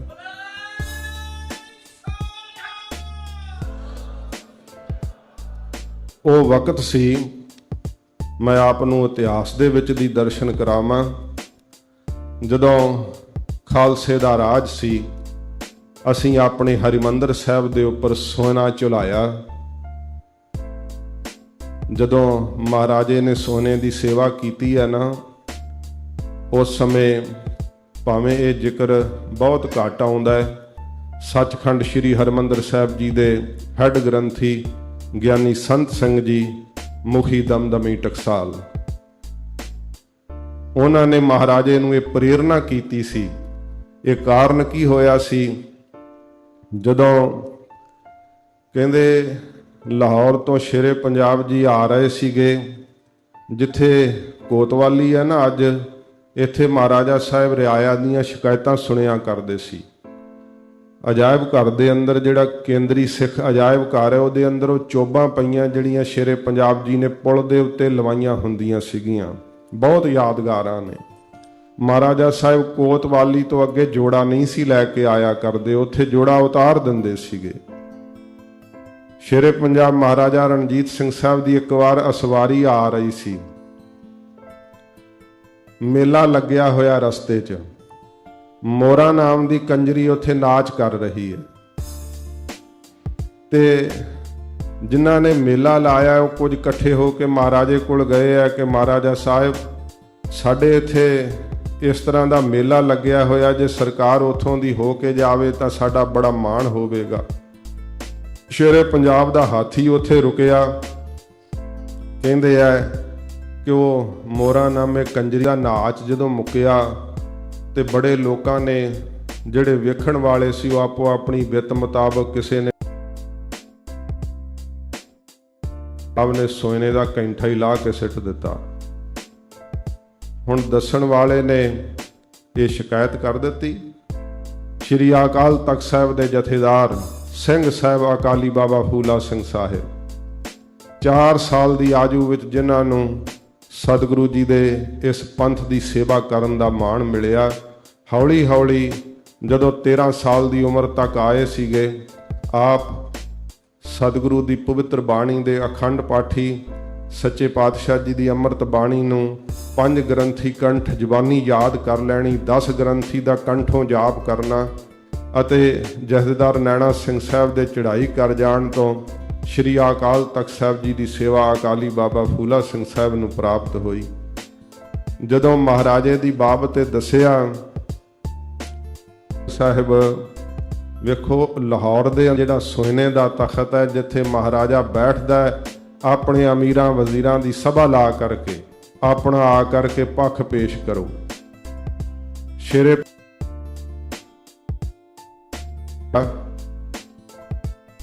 ਰਾਜੇ ਨੇ ਉਸ ਹੁਕਮਨਾਮੇ ਨੂੰ ਬਹੁਤ ਧਿਆਨ ਨਹੀਂ ਦਿੱਤਾ, ਆਖਿਆ ਇਹਦੇ ਵਿੱਚ ਕੋਈ ਵੱਡੀ ਗੱਲ ਨਹੀਂ, ਜਦੋਂ ਜਥੇਦਾਰ ਜੀ ਨੂੰ ਪਤਾ ਲੱਗਾ ਕਿ ਮਹਾਰਾਜਾ ਪੇਸ਼ ਹੋਣ ਤੋਂ ਵੀ ਇਨਕਾਰੀ ਹੋ ਗਿਆ, ਤੇ ਫਿਰ ਜਥੇਦਾਰ ਜੀ ਨੇ ਹੁਕਮ ਜਾਰੀ ਕੀਤਾ ਕਿ ਮਹਾਰਾਜੇ ਨੂੰ ਪੰਥ ਚੋਂ ਛੇਕਿਆ ਜਾਂਦਾ ਹੈ ਤੇ ਅੱਜ ਤੋਂ ਕੋਈ ਵੀ ਸਿੱਖ ਗੁਰੂ ਨਾਨਕ ਨਾਮ ਲੇਵਾ ਸਿੱਖ ਰਣਜੀਤ ਸਿੰਘ ਨੂੰ ਮੂੰਹ ਨਾ ਲਾਵੇ। ਤੇ ਜਦੋਂ ਬਾਹਰ ਇੱਕ ਸ਼ਾਹੀ ਕਿਲੇ ਤੋਂ ਸੰਗਮਰਮਰ ਦਾ ਚਬੂਤਰਾ 12 ਦਰੀ ਬਣੀ ਹੋਈ ਹੈ ਸ਼ਾਹੀ ਮਸਜਿਦ ਦੇ ਸਾਹਮਣੇ, ਉੱਥੇ ਮਹਾਰਾਜਾ ਸਾਹਿਬ ਦੀਵਾਨੇ ਆਮ ਲਾਇਆ ਕਰਦੇ ਸੀ। ਉਸ ਦਿਨ ਜਦੋਂ ਅਮੀਰਾਂ ਵਜ਼ੀਰਾਂ ਦੀ ਸਭਾ ਉੱਠ ਗਈ, ਸ਼ੇਰੇ ਪੰਜਾਬ ਪਾਲਕੀ ਵਿੱਚ ਸਵਾਰੀ ਜਾ ਰਹੀ ਹੈ, ਲਾਹੌਰ ਦੀ ਰਿਆਇਆ ਉਸ ਦਿਨ ਪਿੱਠ ਕਰਕੇ ਖਲੋ ਗਈ। ਮਹਾਰਾਜਾ ਪੁੱਛਦਾ ਹੈ, ਅੱਜ ਮੈਨੂੰ ਕੋਈ ਨਮਸਕਾਰ ਨਹੀਂ ਕਰਦਾ, ਇੰਨਾ ਮੇਰੇ ਨਾਲ ਪਿਆਰ ਕਰਨ ਵਾਲੀ ਰਿਆਇਆ ਅੱਜ ਮੈਨੂੰ ਬੁਲਾਉਂਦੀ ਨਹੀਂ, ਪਿੱਠ ਕਰਕੇ ਖਲੋ ਗਈ ਹੈ। ਦੱਸਿਆ ਅਮੀਰਾਂ ਵਜ਼ੀਰਾਂ ਨੇ ਕਿ ਮਹਾਰਾਜਾ ਸਾਹਿਬ ਆਪ ਨੂੰ ਪੰਥ ਚੋਂ ਛੇਕ ਦਿੱਤਾ ਗਿਆ ਹੈ। ਅੱਜ ਤੋਂ ਤੁਹਾਨੂੰ ਜਿਹੜਾ ਸਿੱਖੀ ਦਾ ਅਧਿਕਾਰ ਸੀ ਉਹ ਪਦ ਪ੍ਰਾਪਤ ਨਹੀਂ ਰਿਹਾ। ਮਹਾਰਾਜਾ ਉਸੇ ਸਮੇਂ ਪਾਲਕੀ 'ਚੋਂ ਉਤਰ ਗਿਆ। ਮਹਾਰਾਜੇ ਦਾ ਜੀਵਨ ਹੈ ਕਿ ਮਹਾਰਾਜੇ ਨੇ ਆਪਣੇ ਆਪ ਨੂੰ ਕਦੇ ਮਹਾਰਾਜਾ ਲੱਕ ਨਹੀਂ ਸੀ ਲਵਾਉਂਦਾ ਹੁੰਦਾ, ਆਪਣੇ ਆਪ ਨੂੰ ਸਿੰਘ ਸਾਹਿਬ ਅਖਵਾਉਂਦਾ ਹੁੰਦਾ ਸੀ। ਸਿੰਘ ਸਾਹਿਬ ਅਖਵਾ ਕਰਕੇ ਖੁਸ਼ੀ ਪ੍ਰਾਪਤ ਕਰਦਾ ਸੀ। ਮਹਾਰਾਜਾ ਖੁਸ਼ੀ ਵਿੱਚ ਮਾਣ ਮਹਿਸੂਸ ਕਰਦਾ ਸੀ। ਜਿਸ ਦਿਨ ਪਤਾ ਲੱਗਾ ਕਿ ਇਹ ਰਿਆਇਆ ਮੇਰੇ ਉੱਤੇ ਕੋਈ ਹੋਰ ਵੀ ਹੁਕਮ ਹੈ ਜਿਸ ਦਾ ਹੁਕਮ ਮੰਨ ਰਹੀ ਹੈ ਤੇ ਮੈਨੂੰ ਪਿੱਠ ਕਰਕੇ ਖਲੋ ਗਈ ਹੈ, ਸ਼ੇਰੇ ਪੰਜਾਬ ਨੂੰ ਇਹ ਪਤਾ ਸੀ ਕਿ ਇਹ ਰਾਜ ਮੈਨੂੰ ਗੁਰੂ ਨਾਨਕ ਸਾਹਿਬ ਦੀ ਬਦੌਲਤ ਮਿਲਿਆ ਹੈ। ਮਹਾਰਾਜਾ ਨੰਗੇ ਪੈਰੀਂ ਚੱਲ ਕਰਕੇ ਸ਼੍ਰੀ ਅਕਾਲ ਤਖਤ ਸਾਹਿਬ ਤੇ ਹਾਜ਼ਰ ਹੋਇਆ। ਉਹ ਸ਼੍ਰੀ ਅਕਾਲ ਤਖਤ ਸਾਹਿਬ ਸਤਿਗੁਰਾਂ ਨੇ ਜਿਸ ਦੀ ਸਿਰਜਣਾ ਕੀਤੀ ਸੀ, ਸਾਧ ਸੰਗਤ ਜੀ, ਉੱਥੇ ਸਾਹਮਣੇ ਇਮਲੀ ਦਾ ਬੂਟਾ ਮੈਂ ਕਈ ਵਾਰ ਜ਼ਿਕਰ ਕੀਤਾ ਹੈ। ਇਮਲੀ ਦੇ ਜਿਹੜਾ ਬੂਟਾ ਹੈ ਨਾ, ਉੱਥੇ ਜਦੋਂ ਜੂਨ 1984 ਦੇ ਅੰਦਰ ਸਾਕਾ ਹੋਇਆ ਸੀ, ਜਿੱਥੇ ਪਾਵਨ ਤਖਤ ਜਿਹੜਾ ਸੀ ਗੋਲਿਆਂ ਨਾਲ ਉਡਾ ਦਿੱਤਾ ਗਿਆ, ਆਪ ਇਸ ਕਾਰਨ ਨੂੰ ਜ਼ਰੂਰ ਆਪਣੇ ਮਨ ਵਿੱਚ ਸੋਚਣਾ ਕਿ ਹਕੂਮਤਾਂ ਨੂੰ ਸ਼੍ਰੀ ਅਕਾਲ ਤਖਤ ਸਾਹਿਬ ਦੀ ਸ਼ਕਤੀ ਹੀ ਕਿਉਂ ਰੜਕਦੀ ਹੈ। ਇਹਦਾ ਕਾਰਨ ਹੈ ਬਹੁਤ। ਇਹ ਸਾਡਾ ਨਿਆਰਾ ਪੁਣਾ ਸ਼੍ਰੀ ਅਕਾਲ ਤਖਤ ਸਾਹਿਬ ਦੀ ਸਿਰਜਣਾ ਚੋਂ ਹੀ ਉਤਪੰਨ ਹੋਇਆ ਹੈ। ਉਹ ਬੂਟਾ ਵੀ ਉਸ ਸਮੇਂ ਬੰਬਾਂ ਦੀ ਮਾਰ ਥੱਲੇ ਵਿਧਵੰਸ ਹੋ ਗਿਆ ਸੀ, ਨਾਸ਼ ਹੋ ਗਿਆ ਸੀ। ਜਦੋਂ ਤਖਤ ਦੀ ਸੇਵਾ ਸਤਿਗੁਰੂ ਜੀ ਨੇ ਬਖਸ਼ਿਸ਼ ਕਰਕੇ ਆਪਣੀ ਸਾਜੀ ਹੋਈ ਦਮਦਮੀ ਟਕਸਾਲ ਨੂੰ ਦਿੱਤੀ, ਉਸ ਸਮੇਂ ਮਹਾਂਪੁਰਖਾਂ ਨੇ ਉਹ ਇਮਲੀ ਦਾ ਬੂਟਾ ਵੀ ਕਹਿ ਕਰਕੇ ਕਿ ਵੇਖ ਲਓ, ਇਸ ਇਮਲੀ ਦੇ ਬੂਟੇ ਦਾ ਫਲ ਨਹੀਂ ਕਿਸੇ ਖਾਣਾ, ਕਿਸੇ ਨੇ ਉਹਦੀ ਛਾਵੇਂ ਨਹੀਂ ਬੈਠਣਾ। ਪਰ ਉਹ ਇਮਲੀ ਦਾ ਬੂਟਾ ਦੁਬਾਰਾ ਕਿਉਂ ਉੱਥੋਂ ਲਾਇਆ ਗਿਆ? ਕਿਉਂਕਿ ਉਹ ਸਾਡੇ ਇਤਿਹਾਸ ਦੀ ਸਾਧ ਸੰਗਤ ਜੀ ਸ਼ਕਲ ਜਿਹੜੀ ਆ ਨਾ, ਉਹ ਸਾਹਮਣੇ ਪੇਸ਼ ਕਰਦਾ ਹੈ ਕਿ ਇਹ ਉਹ ਇਮਲੀ ਦਾ ਬੂਟਾ ਜਿਸ ਦੇ ਨਾਲ ਸ਼੍ਰੀ ਅਕਾਲ ਤਖਤ ਸਾਹਿਬ ਨੇ ਰਾਜ ਸ਼ਕਤੀ ਨੂੰ ਬੰਨ੍ਹ ਦਿੱਤਾ ਸੀ। ਮਹਾਰਾਜਾ ਜਦੋਂ ਹਾਜ਼ਰ ਹੋਏ ਹੱਥ ਜੋੜ ਕਰਕੇ ਸ਼ੇਰੇ ਪੰਜਾਬ ਨੂੰ, ਜਥੇਦਾਰ ਸ਼੍ਰੀ ਅਕਾਲ ਤਖਤ ਸਾਹਿਬ ਨੇ ਪੰਜਾਂ ਪਿਆਰਿਆਂ ਸਮੇਤ ਚਬੂਤਰੇ ਤੇ ਬੈਠਿਆਂ ਹੋਇਆਂ 20 ਆਸਣ ਲਾ ਕੇ ਪੁੱਛਿਆ ਸੀ ਕਿ ਮਹਾਰਾਜਾ ਸਾਹਿਬ, ਸਾਨੂੰ ਇਹ ਜਿਹੜੀ ਹੈ ਖਬਰ ਮਿਲੀ ਹੈ, ਤੇ ਮਹਾਰਾਜੇ ਨੇ ਆਪਣੀ ਸਫਾਈ ਨਹੀਂ ਦਿੱਤੀ। ਸਫਾਈ ਵਿੱਚ ਇਹ ਨਹੀਂ ਕਿਹਾ ਕਿ ਮੈਂ ਤਾਂ ਆਮ ਜਿੱਥੇ ਲੋਕ ਵੇਖ ਰਹੇ ਸੀ ਕੋਈ ਟਕਾ ਸਿੱਟ ਰਿਹਾ ਸੀ, ਮੈਂ ਮਹਾਰਾਜਾ ਸਾਂ, ਫਿਰ ਮੈਂ ਕੈਂਠਾ ਹੀ ਸੁੱਟਣਾ ਸੀ ਨਾ, ਆਪਣੀ ਵਿੱਤ ਮੁਤਾਬਕ ਤਾਂ ਫਿਰ ਵੱਡੀ ਬਖਸ਼ਿਸ਼ ਕੋਈ ਕਰਨੀ ਸੀ ਨਾ, ਪਰ ਸਿੱਟ ਦਿੱਤਾ ਉੱਥੇ ਜਿੱਥੇ ਮੋਰਾ ਨਾਮੇ ਕੰਜਰੀ ਨਾਚ ਕਰ ਰਹੀ ਸੀ। ਹੋਵੇ ਪੰਥ ਦਾ, ਹੋਵੇ ਸਿੱਖ ਕੌਮ ਦਾ ਰਾਜਾ। ਤੇ ਸ਼੍ਰੀ ਅਕਾਲ ਤਖਤ ਸਾਹਿਬ ਦੇ ਜਥੇਦਾਰ ਨੇ ਜਦੋਂ ਪੁੱਛਿਆ ਮਹਾਰਾਜੇ ਨੂੰ, ਉਸ ਸਮੇਂ ਪਹਿਲਾਂ ਕਹਿੰਦੇ ਇਮਲੀ ਦੇ ਰੁੱਖ ਨਾਲ ਮਹਾਰਾਜੇ ਨੂੰ ਬੰਨ੍ਹ ਲਿਆ ਗਿਆ ਸੀ। ਤੇ ਵੱਜੇ ਹੋਏ ਨੂੰ ਜਦੋਂ ਜਥੇਦਾਰ ਜੀ ਨੇ ਪੁੱਛਿਆ, ਸ਼ੇਰੇ ਪੰਜਾਬ ਨੇ ਜੁੜੇ ਹੋਏ ਹੱਥ ਤੇ ਬੜੀ ਸਨਿਮਰ ਬੇਨਤੀ ਕਰਦਿਆਂ ਹੋਇਆਂ ਕਿਹਾ, ਖਾਲਸਾ ਜੀ, ਮੈਨੂੰ ਪਰਲੋਕ ਵਿੱਚ ਨਰਕਾਂ ਦੀ ਅੱਗ ਵਿੱਚ ਨਾ ਸੜਨਾ ਪਵੇ। ਖਾਲਸਾ ਮੈਨੂੰ ਇੱਥੇ ਹੀ ਸਜ਼ਾ ਦੇ ਕਰਕੇ ਮੇਰੇ ਪਾਪਾਂ ਦੀ ਮਾਫੀ ਦੇ ਦੇਵੇ।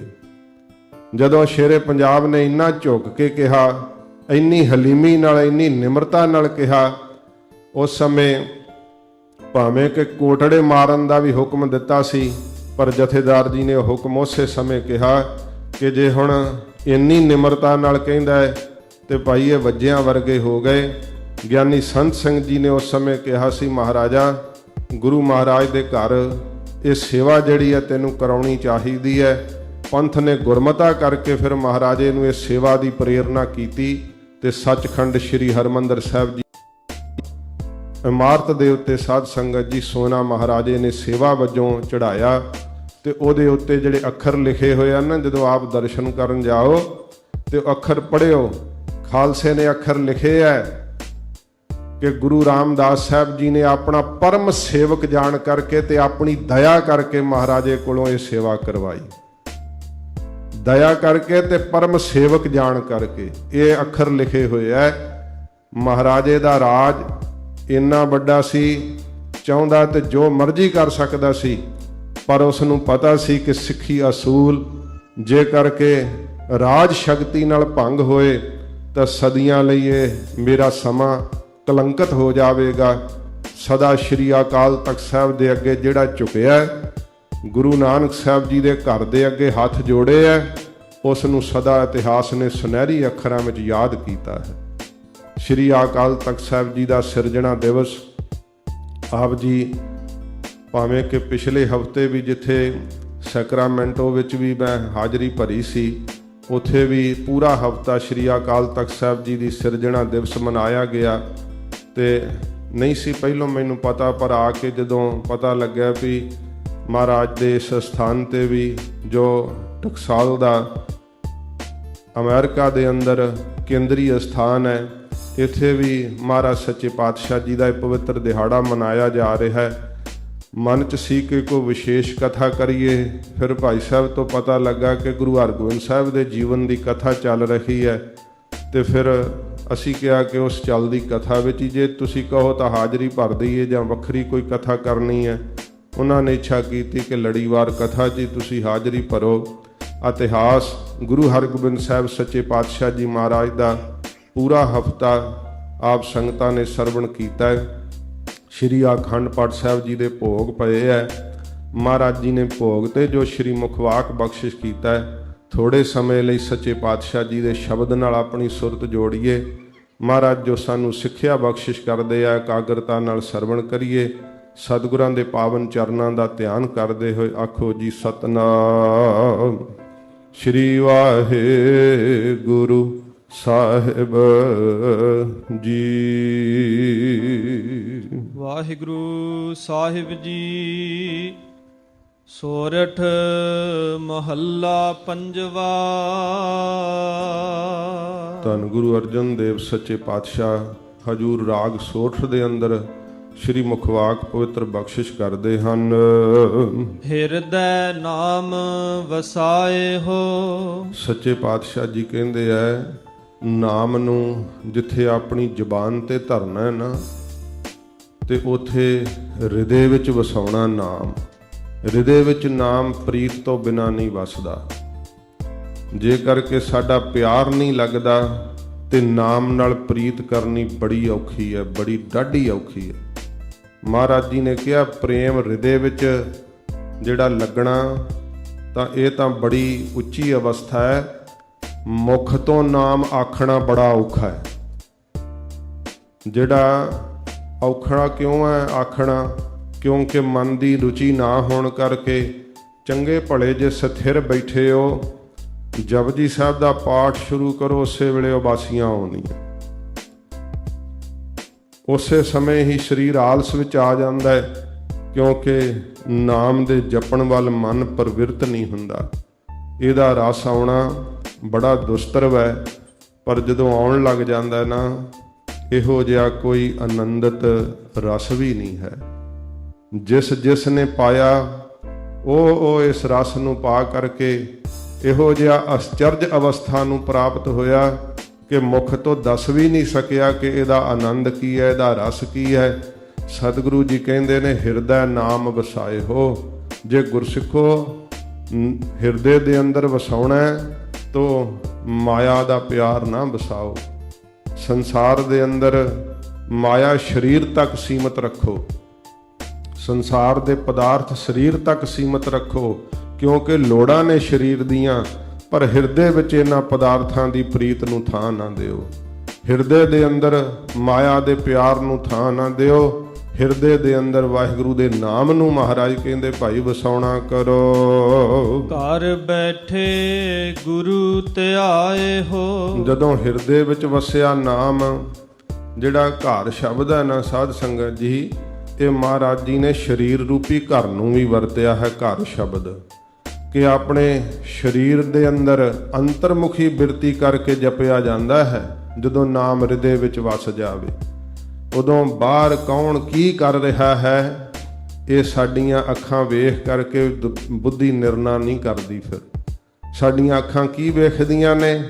ਜਦੋਂ ਹਿਰਦੇ 'ਚ ਨਾਮ ਵਸਿਆ ਹੁੰਦਾ ਹੈ, ਜੋ ਕੁਝ ਦੇਖਦੀਆਂ ਨੇ ਸਭ ਕੁਝ ਵਾਹਿਗੁਰੂ ਦਾ ਰੂਪ ਦਿਸਦਾ ਹੈ। ਕੋਈ ਵੀ ਦਵੈਤ ਨਹੀਂ ਦਿਸਦੀ, ਕਿਸੇ ਪ੍ਰਕਾਰ ਦੁੰਦਵਾਦ ਨਹੀਂ ਅੰਦਰ ਰਹਿੰਦਾ। ਸਤਿਗੁਰੂ ਜੀ ਕਹਿੰਦੇ ਭਾਈ ਉਹ ਆਪਣੇ ਸਰੀਰ ਰੂਪੀ ਘਰ ਦੇ ਅੰਦਰ ਉਹਨਾਂ ਦੀ ਸੁਰਤ ਮੁੜ ਜਾਂਦੀ ਹੈ। ਅੱਖਾਂ ਵੀ ਅੰਦਰ ਨੂੰ ਆਪਣੇ ਆਪ ਨੂੰ ਵੇਖਣ ਲੱਗ ਜਾਂਦੀਆਂ, ਕੰਨ ਵੀ ਅੰਦਰਲੇ ਨਾਦ ਨੂੰ ਸੁਣਨ ਲੱਗ ਜਾਂਦੇ ਹੈ, ਰਸਨਾ ਬਾਹਰਲੇ ਰਸਾਂ ਨੂੰ ਛੱਡ ਕੇ ਅੰਦਰਲਾ ਰਸ ਚਖਣ ਲੱਗ ਪੈਂਦੀ ਹੈ। ਸੱਚੇ ਪਾਤਸ਼ਾਹ ਮਹਾਰਾਜ ਕਹਿੰਦੇ ਇਉਂ ਘਰ ਦੇ ਅੰਦਰ ਬੈਠਿਆ ਜਾਂਦਾ ਹੈ। ਇਹਦਾ ਅਰਥ ਇਹ ਨਾ ਸਮਝ ਲੈਣਾ ਕਿ ਘਰ ਬੈਠੇ ਟੈਲੀਵਿਜ਼ਨ ਵੇਖੀ ਜਾਓ ਤੇ ਸੰਗਤ ਵਿੱਚ ਆਉਣ ਦੀ ਲੋੜ ਕੋਈ ਨਹੀਂ।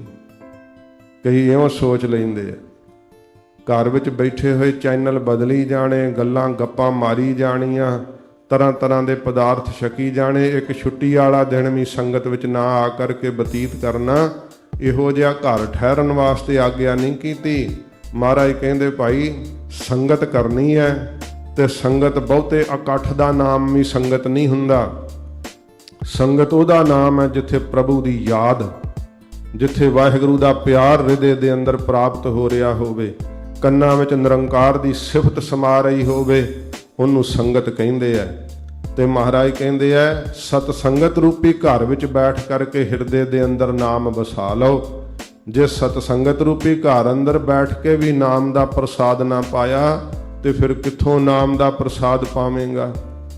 ਜੇ ਕਰਕੇ ਮਨ ਨਹੀਂ ਵੀ ਲੱਗਦਾ ਤਾਂ ਵੀ ਜੇ ਨਾਮ ਜਪੇਗਾ, ਨਾਮ ਤੇਰੇ ਕੀਤੇ ਪਿਛਲੇ ਪਾਪ ਨਾਸ਼ ਕਰ ਦਿੰਦਾ। ਜਿਸ ਕਰਕੇ ਮਨ ਤੇ ਮੈਲ ਹੋਣ ਕਰਕੇ ਨਾਮ ਵਿੱਚ ਮਨ ਨਹੀਂ ਨਾ ਲੱਗਦਾ, ਤੇ ਸਮਝੋ ਉਦੋਂ ਮਨ ਦੀ ਮੈਲ ਲੱਥੀ ਦੀ ਹੈ, ਜਿਸ ਕਰਕੇ ਮਨ ਨਹੀਂ ਲੱਗ ਰਿਹਾ ਹੁੰਦਾ। ਸਤਿਗੁਰੂ ਜੀ ਕਹਿੰਦੇ ਐ ਕਿ ਘਰ ਬੈਠੇ ਗੁਰੂ ਧਿਆਏ ਹੋ। ਆਪਣੇ ਹਿਰਦੇ ਰੂਪੀ ਘਰ ਦੇ ਅੰਦਰ ਬੈਠ ਕਰਕੇ ਅੰਤਰਮੁਖੀ ਬਿਰਤੀ ਕਰਕੇ ਗੁਰੂ ਨਾਨਕ ਸਾਹਿਬ ਨੂੰ ਭਾਈ ਧਿਆਉਣਾ ਕਰੋ। ਗੁਰ ਪੂਰੈ ਸੱਚ ਕਹਿਆ। ਇਹ ਪੂਰੇ ਗੁਰੂ ਨਾਨਕ ਸਾਹਿਬ ਨੇ ਸੱਚ ਉਪਦੇਸ਼ ਆਪਣੇ ਮੁਖ ਤੋਂ ਕਿਹਾ ਏ। ਸੋ ਸੁਖ ਸਾਚਾ ਲਹਿਆ। ਜਿਹੜਾ ਸੱਚਾ ਸੁਖ ਹੈ ਨਾ ਕਦੇ ਨਹੀਂ ਨਾਸ਼ ਹੋਣ ਵਾਲਾ, ਉਹ ਫਿਰ ਲਹਿਆ ਪ੍ਰਾਪਤ ਹੋਇਆ ਹੈ ਗੁਰਸਿੱਖਾਂ ਨੂੰ। ਜਦੋਂ ਬਿਰਤੀ ਅੰਤਰਮੁਖੀ ਹੋਈ ਹੈ ਉਦੋਂ ਪ੍ਰਾਪਤ ਹੋਇਆ ਹੈ। ਜਦੋਂ ਸਾਰੀਆਂ ਇੰਦਰੀਆਂ ਦੀਆਂ ਸ਼ਕਤੀਆਂ ਵੀ ਬਾਹਰ ਨੂੰ ਵਗਦੀਆਂ ਰਹੀਆਂ, ਮਨ ਵੀ ਬਾਹਰ ਮੁਖੀ ਹੋਇਆ ਰਿਹਾ, ਉਹਨਾਂ ਚਿਰ ਸੱਚਾ ਸੁੱਖ ਨਹੀਂ ਪ੍ਰਾਪਤ ਹੋਇਆ। ਸੱਚਾ ਸੁੱਖ ਤਾਂ ਉਦੋਂ ਪ੍ਰਾਪਤ ਹੋਣਾ ਜਦੋਂ ਤੂੰ ਮਨ ਕਰਕੇ ਆਪਣੇ ਗੁਰੂ ਦੇਵ ਦੇ ਨੇੜੇ ਚਲੇ ਗਿਆ, ਸੱਚੇ ਪਾਤਸ਼ਾਹ ਜੀ ਦੇ ਚਰਨਾਂ ਵਿੱਚ ਤੇਰੀ ਸੁਰਤ ਜੁੜਨ ਲੱਗ ਪਈ। ਮਹਾਰਾਜ ਕਹਿੰਦੇ ਭਾਈ ਉਦੋਂ ਸੱਚੇ ਨਾਮ ਦਾ ਪ੍ਰਸਾਦ ਜਿਹੜਾ ਨਾ ਉਹ ਤੈਨੂੰ ਪ੍ਰਾਪਤ ਹੋ ਜਾਵੇਗਾ। ਆਪਣਾ ਹੋਇਓ ਗੁਰ ਮਿਹਰਵਾਨਾ। ਗੁਰੂ ਸਾਹਿਬ ਉਦੋਂ ਆਪਣੇ ਪ੍ਰਤੀਤ ਹੁੰਦੇ ਆ। ਹੁਣ ਮਹਾਰਾਜ ਅਗਿਆਨ ਕਾਲ ਵਿੱਚ ਬਗਾਨੇ ਪ੍ਰਤੀਤ ਹੁੰਦੇ ਆ। ਅਸੀਂ ਆਪਣਾ ਦਾਇਰਾ ਜਿੰਨਾ ਕੁ ਬਣਾਇਆ ਹੋਇਆ ਨਾ ਵਾਹਿਗੁਰੂ ਦੇ ਨਾਮ ਰਸ ਤੋਂ ਭੁੱਲ ਕਰਕੇ, ਉਹ ਸਾਡਾ ਸਾਰਾ ਦਾਇਰਾ ਸੰਸਾਰ ਤੱਕ ਸੀਮਤ ਹੈ। ਤੇ ਉਸ ਦਾਇਰੇ ਵਿੱਚ ਅਸੀਂ ਕਹਿੰਦੇ ਘਰ ਮੇਰਾ, ਬੱਚੇ ਮੇਰੇ, ਪਰਿਵਾਰ ਮੇਰਾ, ਜਾਇਦਾਦ ਮੇਰੀ, ਸਭ ਕੁਛ ਆਪਣਾ, ਇੱਕ ਰਾਮ ਪਰਾਇਆ। ਇੱਕ ਜਿਹੜੇ ਸਤਿਗੁਰਾਂ ਨੇ ਪਰਿਵਾਰ ਵਾਰ ਕੇ ਸਿੱਖੀ ਦਿੱਤੀ ਉਹ ਫਿਰ ਪਰਾਏ, ਤੇ ਬਾਕੀ ਸਾਰਾ ਕੁਝ ਮੇਰਾ। ਸੱਚੇ ਪਾਤਸ਼ਾਹ ਕਹਿੰਦੇ ਐ ਇਹ ਤੇਰੀ ਬੜੀ ਅਗਿਆਨਤਾ ਹੈ, ਤੂੰ ਭੁੱਲ ਕੇ ਰੇਤ ਨੂੰ ਮੁੱਠੀ ਵਿੱਚ ਪਕੜ ਕੇ ਕਹਿ ਰਿਹਾ ਕਿ ਇਹ ਮੈਂ ਮੁੱਠੀ ਵਿੱਚ ਫੜੀ ਰੱਖਣੀ ਹੈ। ਗੁਰੂ ਜੀ ਦੇ ਗਿਆਨ ਨੂੰ ਪ੍ਰਾਪਤ ਕਰ ਲੈ, ਜਿਸ ਤੇ ਮਿਹਰ ਕਰ ਰਿਹਾ ਤੇਰੇ ਹੱਥ ਵਿੱਚੋਂ ਕਿਰ ਜਾਣਿਆ ਸਭ ਕੁਝ। ਇਹ ਤੇਰਾ ਹੈ ਹੀ ਨਹੀਂ, ਤੇਰੇ ਸਰੀਰ ਤੋਂ ਪਹਿਲਾਂ ਕਿਸੇ ਹੋਰ ਦਾ ਸੀ, ਤੇਰੇ ਸਰੀਰ ਤੋਂ ਬਾਅਦ ਕਿਸੇ ਹੋਰ ਨੇ ਇਹਦਾ ਮਾਲਕ ਹੋ ਜਾਣਾ। ਕਿਸ ਚੀਜ਼ ਦਾ ਮਿਹਰ ਕਰ ਰਿਹਾ? ਆਪਣੇ ਹਨ ਤਾਂ ਗੁਰੂ ਨਾਨਕ ਸਾਹਿਬ ਹਨ, ਬਾਕੀ ਸਭ ਕੁਝ ਪਰਾਇਆ ਇਸ ਸੰਸਾਰ ਦੇ ਅੰਦਰ। ਤੂੰ ਗੁਰੂ ਨੂੰ ਆਪਣਾ ਨਹੀਂ ਬਣਾਇਆ। ਸਤਿਗੁਰੂ ਜੀ ਫਰਮਾਉਂਦੇ ਹਨ, ਆਪਣਾ ਹੋਇਓ ਗੁਰ ਮਿਹਰਬਾਨਾ। ਜਦੋਂ ਗੁਰੂ ਸਾਹਿਬ ਨੂੰ ਤੂੰ ਆਪਣਾ ਬਣਾ ਲਿਆ ਨਾ, ਤੇ ਸਤਿਗੁਰੂ ਤੇਰੇ ਆਪਣੇ ਜਦੋਂ ਬਣ ਗਏ, ਤੇਰੇ ਤੇ ਫਿਰ ਮਿਹਰਬਾਨ ਹੋਣਗੇ।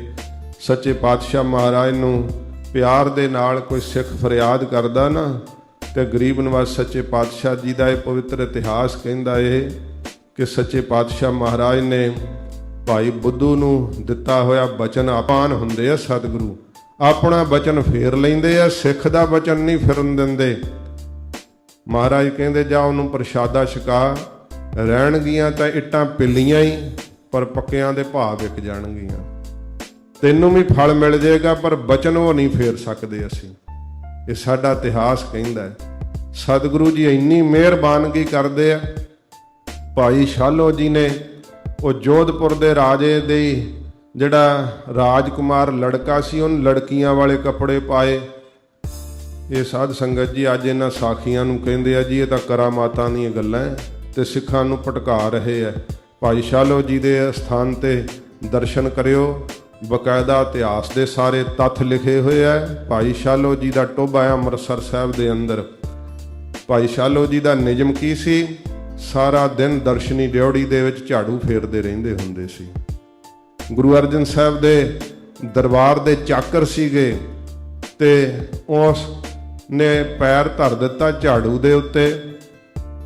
ਭਾਈ ਸ਼ਾਲੋ ਜੀ ਨੇ ਸੁਭਾਏ ਕੀ ਕਿਹਾ, ਪੁੱਤਰੀ ਵੇਖ ਕੇ ਚੱਲ। ਉਹਦੀ ਦੇਹ ਪਲਟ ਗਈ ਸੀ। ਰਾਜਕੁਮਾਰ ਤੋਂ ਲੜਕੇ ਤੋਂ ਲੜਕੀ ਹੋ ਗਈ। ਤੇ ਉਹਨਾਂ ਨੇ ਜਦੋਂ ਇਸ ਗੱਲ ਨੂੰ ਪ੍ਰਤੀਤ ਕੀਤਾ, ਗੁਰੂ ਅਰਜਨ ਸਾਹਿਬ ਕੋਲ ਬੇਨਤੀ ਕੀਤੀ, ਮਹਾਰਾਜ ਸੱਚੇ ਪਾਤਸ਼ਾਹ ਇਹ ਸਾਡਾ ਤਾਂ ਬੜਾ, ਮਹਾਰਾਜ ਤੁਹਾਡੇ ਦਰਸ਼ਨ ਕਰਨ ਆਏ ਸੀ, ਮੇਰਾ ਪੁੱਤਰ ਰਾਜਕੁਮਾਰ ਤਾਂ ਲੜਕੀ ਬਣ ਗਿਆ, ਇਹਦੀ ਦੇਹ ਪਲਟ ਗਈ। ਮਹਾਰਾਜ ਕਹਿੰਦੇ ਕੀ ਹੋਇਆ ਸੀ? ਦੱਸਿਆ। ਸਤਿਗੁਰੂ ਜੀ ਕਹਿੰਦੇ ਭਾਈ ਉਹ ਤਾਂ ਸਾਡਾ ਸਿੱਖ ਬੜੀ ਸ਼ਕਤੀ ਵਾਲਾ ਹੈ, ਅਸੀਂ ਉਹਦਾ ਬਚਨ ਨਹੀਂ ਮੋੜ ਸਕਦੇ। ਉਹ ਆਪ ਚਾਹੇ ਤਾਂ ਬਚਨ ਬਦਲ ਸਕਦਾ। ਮਹਾਰਾਜ ਅਸੀਂ ਕਿਵੇਂ ਕਰੀਏ? ਹਜੂਰ ਕਹਿੰਦੇ ਕੱਲ ਨੂੰ ਜਦੋਂ ਜਾਓਗੇ ਨਾ, ਫਿਰ ਆਓਗੇ ਸਾਡੇ ਦਰਸ਼ਨ ਕਰਨ, ਤਾਂ ਉਹਨੂੰ ਲੜਕਿਆਂ ਵਾਲੇ ਕੱਪੜੇ ਪਵਾ ਕੇ ਆਇਓ। ਮਹਾਰਾਜ ਵਿਧੀ ਦੱਸਤੀ। ਉਹਨੂੰ ਫਿਰ ਅਗਲੇ ਦਿਨ ਫਿਰ ਜਦੋਂ ਪੈਰ ਧਰਿਆ ਤੇ ਭਾਈ ਸ਼ਾਲੋ ਜੀ ਕਹਿੰਦੇ ਆ ਪੁੱਤਰ ਵੇਖ ਕੇ ਚੱਲੀਦਾ। ਉਹਦੀ ਫਿਰ ਦੇਹ ਪਲਟ ਗਈ। ਐਡੀ ਸ਼ਕਤੀ ਦੇ ਮਾਲਕ ਹੁੰਦੇ ਮਹਾਰਾਜ ਦੇ ਸਿੱਖ। ਉਸ ਰਾਜੇ ਦੇ ਪੁੱਤਰ ਦੀ ਜਿਹੜੀ ਦੇਹੀ ਸੀ ਫਿਰ ਪਹਿਲਾਂ ਵਾਲੀ ਹੋ ਗਈ। ਇੰਨੀ ਸਤਿਗੁਰੂ ਜੀ ਮਿਹਰਬਾਨਗੀ ਕਰਦੇ ਆ ਕਿ ਆਪਣੇ ਸਰੂਪ ਦੀ ਸਾਰੀ ਸ਼ਕਤੀ ਦੇ ਦਿੰਦੇ ਆ, ਕੋਈ ਭੇਦ ਨਹੀਂ ਰੱਖਦੇ, ਤੇ ਆਖਦੇ ਆ ਸਾਡੇ ਵਿੱਚ ਤੇ ਮੇਰੇ ਸਿੱਖਾਂ ਵਿੱਚ ਕੋਈ ਫਰਕ ਨਹੀਂ ਹੈ। ਸਤਿਗੁਰੂ ਜੀ ਇੰਨਾ ਸਾਨੂੰ ਆਪਣਾ ਬਣਾਉਂਦੇ ਆ। ਫਿਰ ਸਾਡਾ ਇਤਿਹਾਸ ਕਹਿੰਦਾ ਹੈ ਕਿ ਗੁਰੂ ਰਾਮਦਾਸ ਸਾਹਿਬ ਜੀ ਦੇ ਸਾਹਮਣੇ ਪ੍ਰਿਥੀ ਚੰਦ ਨੇ ਇਹ ਵਾਕ ਜਦੋਂ ਕਹਿ ਦਿੱਤੇ ਕਿ ਜਦੋਂ ਬਾਰ-ਬਾਰ ਪ੍ਰਿਥੀ ਚੰਦ ਨਹੀਂ ਸੀ ਮੰਨਦਾ, ਤੇ ਲਾਹੌਰ ਦਾ ਸਿੱਖ ਕਹਿੰਦਾ ਸੀ ਮੈਂ ਮਹਾਰਾਜ ਤੁਹਾਡੇ ਵੱਡੇ ਪੁੱਤਰ ਨੂੰ ਆਪ ਦਿੱਤਾ ਪੱਤਰ। ਗੁਰੂ ਅਰਜਨ ਸਾਹਿਬ ਜਿਹੜਾ ਪੱਤਰ ਭੇਜਿਆ ਸੀ ਲਾਹੌਰੋਂ, ਪ੍ਰਿਥੀ ਚੰਦ ਮੁਕਰਦਾ ਸੀ। ਅਖੀਰ ਸਿੱਖ ਤੇ ਗੁੱਸਾ ਆ ਗਿਆ ਪ੍ਰਿਥੀ ਚੰਦ ਨੂੰ। ਕਹਿੰਦਾ ਗੁਰੂ ਰਾਮਦਾਸ ਸਾਹਿਬ ਜੀ ਨੂੰ ਸੰਬੋਧਨ ਹੋ ਕੇ ਪ੍ਰਿਥੀ ਚੰਦ ਕਹਿੰਦਾ ਇਸ ਕੰਗਾਲ ਸਿੱਖ ਦੇ ਕਰਕੇ ਤੁਸੀਂ ਮੇਰੀ ਨਰਾਦਰੀ ਕਰ ਰਹੇ ਹੋ। ਆਪਣੇ ਪਿਤਾ ਗੁਰੂ ਰਾਮਦਾਸ ਸਾਹਿਬ ਨੂੰ ਕਿਹਾ। ਹਜੂਰ ਗੁਰੂ ਰਾਮਦਾਸ ਸੱਚੇ ਪਾਤਸ਼ਾਹ ਨੂੰ ਇੰਨਾ ਰੋਹ ਆਇਆ। ਸਤਿਗੁਰੂ ਜੀ ਕਹਿੰਦੇ ਪ੍ਰਿਥੀ ਚੰਦ ਤੂੰ ਸਾਡੇ ਸਿੱਖ ਨੂੰ ਕੰਗਾਲ ਕਿਹਾ, ਜਾਂ ਤੇਰੀਆਂ ਆਉਣ ਵਾਲੀਆਂ ਬੰਸਾਂ ਸਾਡੇ ਸਿੱਖਾਂ ਤੋਂ ਮੰਗ ਕੇ ਖਾਇਆ ਕਰਨਗੀਆਂ। ਇਹ ਸਤਿਗੁਰੂ ਨੇ ਆਪਣੇ ਪੁੱਤਰ ਨੂੰ ਕਹਿ ਦਿੱਤਾ, ਲਿਹਾਜ਼ ਨਹੀਂ ਰੱਖਿਆ। ਮਹਾਰਾਜ ਇੰਨਾ ਪਿਆਰ ਕਰਦੇ ਆ ਜਿਸ ਪਿਆਰ ਨੂੰ ਬਿਆਨ ਨਹੀਂ ਕੀਤਾ ਜਾ ਸਕਦਾ। ਸਤਿਗੁਰੂ ਜੀ ਕਹਿੰਦੇ ਮਹਾਰਾਜ ਭਾਈ ਆਪਣਾ ਬਣਾ ਲੈਂਦੇ ਆ, ਜੇ ਤੂੰ ਵੀ ਮਹਾਰਾਜ ਨੂੰ ਆਪਣਾ ਬਣਾ ਲੈ ਤਾਂ ਸਤਿਗੁਰੂ ਤੇਰੇ ਤੇ ਮਿਹਰਬਾਨਗੀ ਕਰਨਗੇ। ਆਨੰਦ ਸੁਖ ਕਲਿਆਣ ਮੰਗਲ ਸਿਉ, ਤੈਨੂੰ ਆਨੰਦ ਅੰਦਰਲਾ ਪ੍ਰਗਟ ਹੋਆਵੇਗਾ। ਸਾਰੇ ਸੁਖ ਸੰਸਾਰ ਦੇ ਘਰ ਆਏ ਕਰ ਇਸਨਾਨਾ ਨਾਮ ਜਲ ਵਿੱਚ ਇਸ਼ਨਾਨ ਕਰਕੇ, ਇਹ ਸਾਧ ਸੰਗਤ ਰੂਪੀ ਜਲ ਵਿੱਚ ਇਸ਼ਨਾਨ ਕਰਕੇ ਆਪਣੇ ਸਰੂਪ ਰੂਪੀ ਘਰ ਦੇ ਅੰਦਰ ਆ ਜਾਵੇਂਗਾ। ਤੈਨੂੰ ਆਪਣੇ ਅਸਲ ਦੀ ਪਹਿਚਾਣ ਲੱਗ ਜਾਵੇਗੀ ਕਿ ਮੈਂ ਦੇਹ ਨਹੀਂ ਹਾਂ। ਜੰਮਣ ਮਰਨ ਤੋਂ ਬਾਹਰ ਆ ਜਾਵੇਂਗਾ, ਆਪਣੇ ਅਸਲ ਸਰੂਪ ਨੂੰ ਪਹਿਚਾਣ ਲਵੇਂਗਾ। ਰਹਾਉ ਵਿਸ਼ਰਾਮ ਦੇ ਕੇ ਮਹਾਰਾਜ ਫਰਮਾਉਂਦੇ ਹਨ, ਸਾਚੀ ਗੁਰ ਵਡਿਆਈ ਮੇਰੇ ਗੁਰੂ ਗੁਰੂ ਨਾਨਕ ਸਾਹਿਬ ਦੀ ਵਡਿਆਈ ਸੱਚੀ ਹੈ ਤੇ ਸਦਾ ਰਹਿਣ ਵਾਲੀ ਹੈ। ਤਾ ਕੀ ਕੀਮਤ ਕਹਿਣ ਨਾ ਜਾਈ। ਪੂਰੇ ਗੁਰੂ ਜੀ ਦੀ ਵਡਿਆਈ ਦੀ ਜਿਹੜੀ ਕੀਮਤ ਹੈ ਨਾ, ਮਹਾਰਾਜ ਕਹਿੰਦੇ ਕਹੀ ਨਹੀਂ ਜਾ ਸਕਦੀ। ਸਾਰੇ ਵਡਿਆਈ ਗਾਉਂਦੇ ਆ ਪਰ ਉਹਨਾਂ ਕੋਲੋਂ ਵੀ ਅੰਤ ਨਹੀਂ ਪਾਇਆ ਜਾਂਦਾ। ਦੇਵੀ ਦੇਵਤੇ ਪਏ ਗਾਉਂਦੇ ਆ, ਦੈਂਤ ਪਏ ਗਾਉਂਦੇ ਆ, ਮਾਤ ਲੋਕ ਦੇ ਜੀਵ ਗਾਉਂਦੇ ਆ, ਪਰ ਕਿਸੇ ਕੋਲੋਂ ਅੰਤ ਨਹੀਂ ਪਾਇਆ ਜਾਂਦਾ। ਗੁਰੂ ਨਾਨਕ ਸਾਹਿਬ ਦੀ ਵੱਡੀ ਵਡਿਆਈ ਦੀ ਕੀਮਤ ਨਹੀਂ ਪਾਈ ਜਾ ਸਕਦੀ। ਸਿਰ ਸਾਹਾ ਪਾਤ ਸਾਹਾ। ਸੱਚੇ ਪਾਤਸ਼ਾਹ ਜੀ ਸਿਰ ਸਾਹਾਂ, ਜਿਹੜੇ ਸ਼ਾਹ ਮੰਨੇ ਜਾਂਦੇ ਆ ਨਾ, ਅਮੀਰ ਜਾਂ ਬਾਦਸ਼ਾਹ, ਉਹਨਾਂ ਦੇ ਸਿਰ ਦੇ ਉੱਤੇ ਮਹਾਰਾਜ ਸੱਚੇ ਪਾਤਸ਼ਾਹ ਪਾਤ ਹੁੰਦਾ, ਤਖਤ ਸਾਹ ਹੁੰਦਾ ਮਾਲਕ। ਮਹਾਰਾਜ ਤਖਤਾਂ ਦੇ ਮਾਲਕ ਨੇ ਗੁਰੂ ਨਾਨਕ ਸਾਹਿਬ ਜੀ। ਸੱਚੇ ਪਾਤਸ਼ਾਹ ਪਾਤਸ਼ਾਹਾਂ ਦੇ ਪਾਤਸ਼ਾਹ ਹਨ। ਜਿਵੇਂ ਭਾਈ ਗੁਰਦਾਸ ਸਾਹਿਬ ਜੀ ਨੇ ਕਿਹਾ ਨਾ ਕਿ ਦੀਨ ਦੁਨੀ ਦਾ ਪਾਤਸ਼ਾਹ, ਪਾਤਸ਼ਾਹਾਂ ਪਾਤਸ਼ਾਹ ਅਡੋਲਾ। ਧੰਨ ਗੁਰੂ ਹਰਗੋਬਿੰਦ ਸਾਹਿਬ ਜੀ ਦੇ ਪਰਥਾਏ ਇਹ ਸ਼ਬਦ ਕਹੇ ਹੈ ਕਿ ਗੁਰੂ ਹਰਗੋਬਿੰਦ ਸਾਹਿਬ ਜੀ ਮਹਾਰਾਜ ਇਸ ਦੁਨੀਆ ਦੇ ਬਾਦਸ਼ਾਹ ਨਹੀਂ, ਦੀਨ ਦੁਨੀ ਦਾ ਬਾਦਸ਼ਾਹ। ਮਹਾਰਾਜ ਇਸ ਲੋਕ ਦੇ ਵੀ ਤੇ ਪਰਲੋਕ ਦੇ ਵੀ ਪਾਤਸ਼ਾਹ ਨੇ। ਪਾਤਸ਼ਾਹ ਤੇ ਬਾਦਸ਼ਾਹ ਵਿੱਚ ਫਰਕ ਹੁੰਦਾ ਹੈ। ਬਾਦ ਦਾ ਅਰਥ ਹੁੰਦਾ ਝਗੜਾ, ਸ਼ਾਹ ਦਾ ਅਰਥ ਹੁੰਦਾ ਮਾਲਕ। ਜਿਹੜਾ ਝਗੜਿਆਂ ਦਾ ਹੀ ਮਾਲਕ ਹੋਵੇ ਉਹਨੂੰ ਬਾਦਸ਼ਾਹ ਕਹਿੰਦੇ ਆ।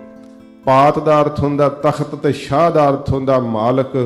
ਜਿਹੜਾ ਤਖਤ ਦਾ ਮਾਲਕ ਹੋਵੇ ਉਹਨੂੰ ਪਾਤਸ਼ਾਹ ਕਹਿੰਦੇ ਆ। ਇਸੇ ਕਰਕੇ ਆਪਾਂ ਪੜ੍ਹਦੇ ਆ ਪਾਤਸ਼ਾਹੀ ਪਹਿਲੀ, ਪਾਤਸ਼ਾਹੀ ਦੂਜੀ, ਪਾਤਸ਼ਾਹੀ ਛੇਵੀਂ, ਪਾਤਸ਼ਾਹੀ ਦਸਵੀਂ।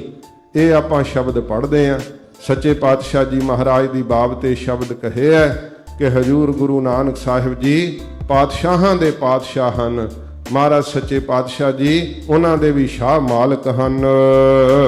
ਗੁਰ ਭੇਟਤ ਮਨ ਓ ਮਾਹਾ। ਜੇ ਸੱਚਮੁੱਚ ਤੂੰ ਗੁਰੂ ਸਾਹਿਬ ਜੀ ਨੂੰ ਭੇਟਿਆ ਨਾ, ਮਿਲ ਪਿਆ, ਤੇ ਫਿਰ ਤੇਰੇ ਮਨ ਦੇ ਅੰਦਰ ਉਮਾ ਆ ਜਾਵੇਗਾ, ਚਾਹ ਆ ਜਾਵੇਗਾ, ਬੜਾ ਉਤਸ਼ਾਹ ਪੈਦਾ ਹੋਵੇਗਾ।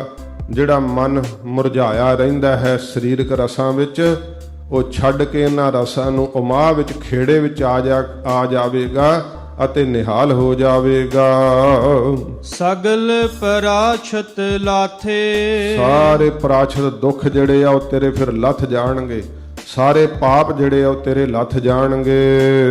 ਮਿਲ ਸਾਧ ਸੰਗਤ ਕੈ ਸਾਥੇ। ਕਦੋਂ? ਜਦੋਂ ਗੁਰੂ ਨਾਨਕ ਸਾਹਿਬ ਜੀ ਦੀ ਸਾਧ ਸੰਗਤ ਨਾਲ ਤੂੰ ਮਿਲ ਗਿਆ, ਸਤ ਸੰਗਤ ਵਿੱਚ ਤੇਰਾ ਮਨ ਲੱਗ ਗਿਆ, ਸ਼ਬਦ ਵਿੱਚ ਤੂੰ ਜੁੜ ਗਿਆ, ਉਦੋਂ ਤੇਰੇ ਸਾਰੇ ਕੀਤੇ ਪਾਪ ਲੱਥ ਜਾਣਗੇ। ਗੁਣ ਨਿਧਾਨ ਹਰ ਨਾਮਾ। ਗੁਣਾਂ ਦਾ ਖਜ਼ਾਨਾ ਹੈ ਮੇਰੇ ਹਰੀ ਦਾ ਨਾਮ। ਇੱਕ ਗੁਣ ਨਹੀਂ, ਸਾਰੇ ਗੁਣਾਂ ਦਾ ਖਜ਼ਾਨਾ ਹੈ ਵਾਹਿਗੁਰੂ ਦਾ ਨਾਮ। ਜਪ ਪੂਰਨ ਹੋਏ ਕਾਮਾ।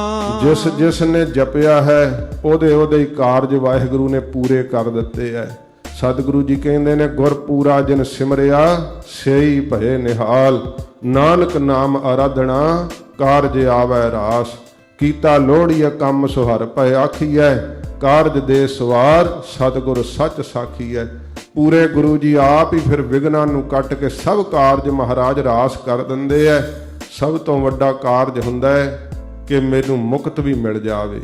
ਮਹਾਰਾਜ ਮੁਕਤ ਵੀ ਦੇ ਦਿੰਦੇ ਐ। ਫਿਰ ਇਹ ਕਾਰਜ ਹੁੰਦਾ ਹੈ ਸੰਸਾਰ ਦੇ ਅੰਦਰ ਮੇਰੇ ਸਾਰੇ ਹੀ ਕੰਮ ਪੂਰੇ ਹੋ ਜਾਣ। ਸਤਿਗੁਰੂ ਜੀ ਉਹ ਵੀ ਸਾਰੇ ਕਾਰਜ ਪੂਰੇ ਕਰ ਦਿੰਦੇ ਆ। ਗੁਰ ਕੀਨੋ ਮੁਕਤ ਦੁਆਰਾ। ਸਤਿਗੁਰੂ ਜੀ ਨੇ ਅਵਤਾਰ ਧਾਰ ਕੇ ਸਿੱਖੀ ਬਖਸ਼ਿਸ਼ ਕੀਤੀ ਹੈ, ਮੁਕਤੀ ਦਾ ਦੁਆਰਾ ਹੀ ਪ੍ਰਗਟ ਕੀਤਾ ਹੈ। ਫਿਰ ਮਹਾਰਾਜ ਨੇ ਸੰਗਤ ਸਾਜੀ ਹੈ। ਇਹ ਕਲਯੁਗ ਦੇ ਅੰਦਰ ਮੁਕਤੀ ਦਾ ਦੁਆਰਾ ਹੀ ਸਤਿਗੁਰਾਂ ਪ੍ਰਗਟ ਕਰ ਦਿੱਤਾ ਹੈ। ਮਹਾਰਾਜ ਦੇ ਦੋ ਸਿੱਖ ਹੋਏ ਐ, ਪਿਰਥੀਮਲ ਸੈਗਲ ਤੇ ਰਾਮਾ ਟਿੱਡੀ। ਇਹ ਨਾਮ ਆਉਂਦੇ ਉਹਨਾਂ ਦੇ ਇਤਿਹਾਸ ਵਿੱਚ। ਕਹਿੰਦੇ ਮਹਾਰਾਜ ਸੰਸਾਰ ਵਿੱਚ ਸਾਰਾ ਕੁਝ ਪ੍ਰਾਪਤ ਹੈ, ਪਰ ਮਹਾਰਾਜ ਹੁਣ ਇੱਛਾ ਜਾਗੀ ਹੈ ਤੁਹਾਡੇ ਦਰਸ਼ਨ ਕਰਕੇ ਮੁਕਤੀ ਦਾ ਰਾਹ ਦੱਸੋ।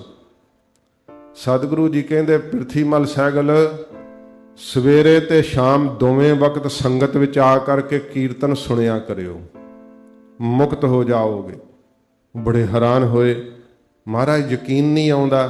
ਸਤਿਗੁਰੂ ਜੀ ਕਹਿੰਦੇ ਕੀ ਕਾਰਨ? ਕਹਿੰਦੇ ਮਹਾਰਾਜ ਇਹ ਛੋਟਾ ਜਿਹਾ ਸਾਧਨ ਮੈਂ ਤੇ ਐਡਾ ਵੱਡਾ ਮੁਕਤੀ ਦਾ ਪ੍ਰਸਾਦ ਮਿਲ ਜਾਂਦਾ ਹੈ। ਮਹਾਰਾਜ ਕਹਿੰਦੇ ਹਾਂ। ਕਹਿੰਦੇ ਸਤਿਗੁਰੂ ਜੀ ਵਿਸ਼ਵਾਸ ਨਹੀਂ ਹੁੰਦਾ, ਅਸੀਂ ਤਾਂ ਸੋਚਿਆ ਸੀ ਤੁਸੀਂ ਕਹੋਗੇ ਧੂਣੀਆਂ ਤੌਣੀਆਂ ਪੈਣਗੀਆਂ, ਕੋਈ ਬਰਫੀਲੀਆਂ ਚੋਟੀਆਂ ਤੇ ਤਪੱਸਿਆ 12-12 ਸਾਲ ਕਰਨੀ ਪਵੇਗੀ, ਐਡਾ ਕੋਈ ਔਖਾ ਸਾਧਨ ਦੱਸੋਗੇ। ਤੇ ਫਿਰ ਮਹਾਰਾਜ ਜੀ ਨੇ ਆਖਿਆ ਸੀ, ਹੇ ਪ੍ਰਿਥੀਮਲ ਸਹਿਗਲ ਲੱਕੜਹਾਰਾ ਸਾਰਾ ਦਿਨ ਜੰਗਲ ਵਿੱਚ ਲੱਕੜਾਂ ਕੱਟਦਾ, ਕਿੱਡੀ ਮਿਹਨਤ ਕਰਦਾ, ਪਰ ਉਹਦੀ ਮਜ਼ਦੂਰੀ ਬਹੁਤ ਥੋੜੀ ਮਿਲਦੀ ਉਹਨੂੰ ਜਦੋਂ ਵੇਚਦਾ ਲੱਕੜਾਂ ਨੂੰ ਆ ਕੇ। ਪਰ ਜਿਹੜੇ ਹੋਰ ਵਪਾਰੀ ਲੋਕ ਹੁੰਦੇ ਆ ਨਾ, ਚੀਜ਼ਾਂ ਵਸਤਾਂ ਦਾ ਸੰਖੇਪ ਵਿੱਚ ਬੇਨਤੀ ਕਰਾਂ, ਇਹਦਾ ਵਿਸਥਾਰ ਹੈ ਉੱਦਾਂ, ਉਹਨਾਂ ਨੂੰ ਲੱਕੜਹਾਰੇ ਤੋਂ ਮਿਹਨਤ ਹੋਰ ਘਟ ਜਾਂਦੀ ਹੈ, ਪਰ ਲਾਭ ਲੱਕੜਹਾਰੇ ਨਾਲੋਂ ਹੋਰ ਵੱਧ ਮਿਲ ਜਾਂਦਾ ਹੈ। ਫਿਰ ਸੋਨੇ ਦੇ ਵਪਾਰੀ ਹੁੰਦੇ, ਉਹਨਾਂ ਦੀ ਮਿਹਨਤ ਹੋਰ ਘਟ ਜਾਂਦੀ ਹੈ, ਲਾਭ ਵੱਧ ਜਾਂਦਾ ਹੈ। ਅਖੀਰ ਤੇ ਮਹਾਰਾਜ ਕਹਿੰਦੇ ਹੀਰਿਆਂ ਦੇ ਵਪਾਰੀ ਹੁੰਦੇ ਐ, ਉਹਨਾਂ ਦੀ ਮਿਹਨਤ ਤਾਂ ਨਾ ਮਾਤਰ ਹੀ ਹੁੰਦੀ ਹੈ ਲੱਕੜਹਾਰੇ ਦੇ ਬਰਾਬਰ, ਤੇ ਲਾਭ ਤਾਂ ਉਹ ਇੱਕ ਗਾਹਕ ਤੋਂ ਹੀ ਸਾਲ ਦਾ ਇਕੱਠਾ ਹੀ ਖੱਟ ਲੈਂਦੇ ਐ। ਸਤਿਗੁਰੂ ਜੀ ਕਹਿੰਦੇ ਨਾਮ ਦਾ ਜਪਣਾ ਕਲਯੁਗ ਦੇ ਅੰਦਰ ਹੀਰਿਆਂ ਦੇ ਵਪਾਰ ਕਰਨ ਦੀ ਨਿਆਈ ਹੈ। ਜੇ ਤੁਸੀਂ ਹੁਣ ਧੂਣੀਆਂ ਤੌਣੀਆਂ ਮੰਤਰਾਂ ਦੇ ਜਾਪ ਕਰਨੇ, ਪਾਣੀ 'ਚ ਖਲੋ ਕੇ ਜਲ ਧਾਰੇ ਕਰਨੇ ਐ, ਉਹ ਤਾਂ ਫਿਰ ਲੱਕੜਹਾਰੇ ਦੀ ਤਰ੍ਹਾਂ ਫਲ ਬਹੁਤ ਥੋੜਾ ਹੈ। ਸਤਿਗੁਰੂ ਜੀ ਕਹਿੰਦੇ ਜਿਹੜਾ ਗੁਰਮੰਤਰ ਜਪਣਾ ਨਾ ਕਲਯੁਗ ਦੇ ਅੰਦਰ ਇਹ ਸਿੱਧਾ ਮੁਕਤੀ ਦਾ ਸਾਧਨ ਹੈ। ਮਹਾਰਾਜ ਜੀ ਨੇ ਸਤਸੰਗਤ ਮੁਕਤੀ ਦੇ ਵਾਸਤੇ ਦੁਆਰਾ ਹੀ ਸਤਿਗੁਰਾਂ ਬਣਾਇਆ ਕਿ ਸੰਸਾਰ ਦੇ ਜੀਵ ਸਤਸੰਗਤ ਦੇ ਦੁਆਰੇ ਵਿੱਚੋਂ ਲੰਘ ਕੇ ਮੁਕਤ ਹੋ ਜਾਣ। ਸਭ ਸ੍ਰਿਸ਼ਟ ਕਰੈ ਜੈਕਾਰਾ, ਇੱਕ ਨਹੀਂ ਦੋ ਨਹੀਂ, ਸਭ ਸ੍ਰਿਸ਼ਟੀ ਦੇ ਜੀਵ ਗੁਰੂ ਨਾਨਕ ਸਾਹਿਬ ਦੀ ਜੈ ਜੈਕਾਰ ਕਰਦੇ ਨੇ। ਨਾਨਕ ਪ੍ਰਭ ਮੇਰੇ ਸਾਥੇ। ਸਤਿਗੁਰੂ ਧੰਨ ਗੁਰੂ ਅਰਜਨ ਸਾਹਿਬ ਜੀ ਮਹਾਰਾਜ ਕਹਿੰਦੇ ਗੁਰੂ ਨਾਨਕ ਸਾਹਿਬ ਦੀ ਕਿਰਪਾ ਨਾਲ ਉਦੋਂ ਫਿਰ ਇਹ ਪ੍ਰਤੀਤ ਹੁੰਦਾ ਜਦੋਂ ਗੁਰੂ ਕਿਰਪਾ ਵਰਤਦੀ ਹੈ ਕਿ ਪ੍ਰਭੂ ਮੇਰੇ ਸਾਥ ਹੈ ਹਰ ਵੇਲੇ, ਗੁਰੂ ਸਾਹਿਬ ਮੇਰੇ ਕੋਲ ਹਨ ਹਰ ਵੇਲੇ, ਗੁਰ ਮੇਰੇ ਸੰਗ ਸਦਾ ਹੈ ਨਾਲੇ, ਸਦਾ ਸਤਿਗੁਰੂ ਜੀ ਕੋਲ ਭਾਸਦੇ ਹਨ। ਜਨਮ ਮਰਨ ਭੈ ਲਾਥੇ, ਜਿਹੜਾ ਹੁਣ ਭੈ ਚੰਬੜਿਆ ਹੋਇਆ ਮੌਤ ਦਾ, ਤੇ ਵੱਡੇ ਵੱਡੇ ਤਾਕਤਵਰ ਵੀ ਕੰਬ ਜਾਂਦੇ ਮੌਤ ਦਾ ਨਾਂ ਸੁਣ ਕਰਕੇ। ਸਤਿਗੁਰੂ ਜੀ ਕਹਿੰਦੇ ਉਹ ਜਨਮ ਦਾ ਵੀ ਤੇ ਮਰਨ ਦਾ ਵੀ ਸਾਰਾ ਹੀ ਭੈ ਲੱਥ ਜਾਂਦਾ ਹੈ।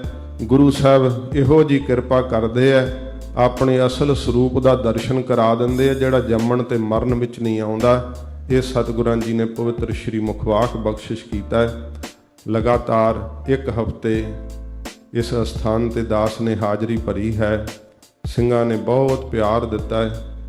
ਸੱਚੇ ਪਾਤਸ਼ਾਹ ਜੀ ਮਹਾਰਾਜ ਕਿਰਪਾ ਕਰਨ। ਮੈਂ ਕੱਲ ਵੀ ਬੇਨਤੀ ਕੀਤੀ ਸੀ, ਇਹ ਪਿਆਰ ਸਦਾ ਇਤਫਾਕ ਆਪਸ ਵਿੱਚ ਸਦਾ ਕਾਇਮ ਰਹੇ, ਕਿਉਂਕਿ ਜਦੋਂ ਆਪਸ ਦੇ ਅੰਦਰ ਮਿਲ ਬੈਠੀਏ, ਕੋਈ ਸਾਂਝ ਪਾਈਏ, ਜਦੋਂ ਸਮਾਂ ਤਬਦੀਲ ਹੋ ਜਾਂਦਾ ਹੈ, ਕਦੇ ਬਹੁ ਗਿਣਤੀ ਵਿੱਚ ਮਹਾਂਪੁਰਖਾਂ ਦੇ ਨਾਲ ਜਥੇ ਦੇ ਸਿੰਘ ਵਿਚਰਿਆ ਕਰਦੇ, ਸਮਾਂ ਬਦਲਣ ਨਾਲ ਆਪੋ ਆਪਣੇ ਥਾਵਾਂ ਤੇ ਸਭ ਨੂੰ ਸੰਸਾਰਿਕ ਜ਼ਿੰਮੇਵਾਰੀਆਂ ਵੀ ਨੇ, ਜੋ ਵਾਹਿਗੁਰੂ ਨੇ ਜਿਹਦੀ ਡਿਊਟੀ ਲਾਈ ਹੋਈ ਹੈ ਉਹ ਨਿਭਾ ਰਹੇ ਹੈ, ਪਰ ਅੰਦਰੋਂ ਜਿਹੜਾ ਸਤਸੰਗਤ ਦਾ ਪਿਆਰ ਹੈ, ਗੁਰਸਿੱਖਾਂ ਦੀ ਸੇਵਾ ਦਾ ਉਮਾਹ ਹੈ, ਉਹ ਸਤਿਗੁਰੂ ਜੀ ਸਦਾ ਇਉਂ ਬਣਾਈ ਰੱਖਣ।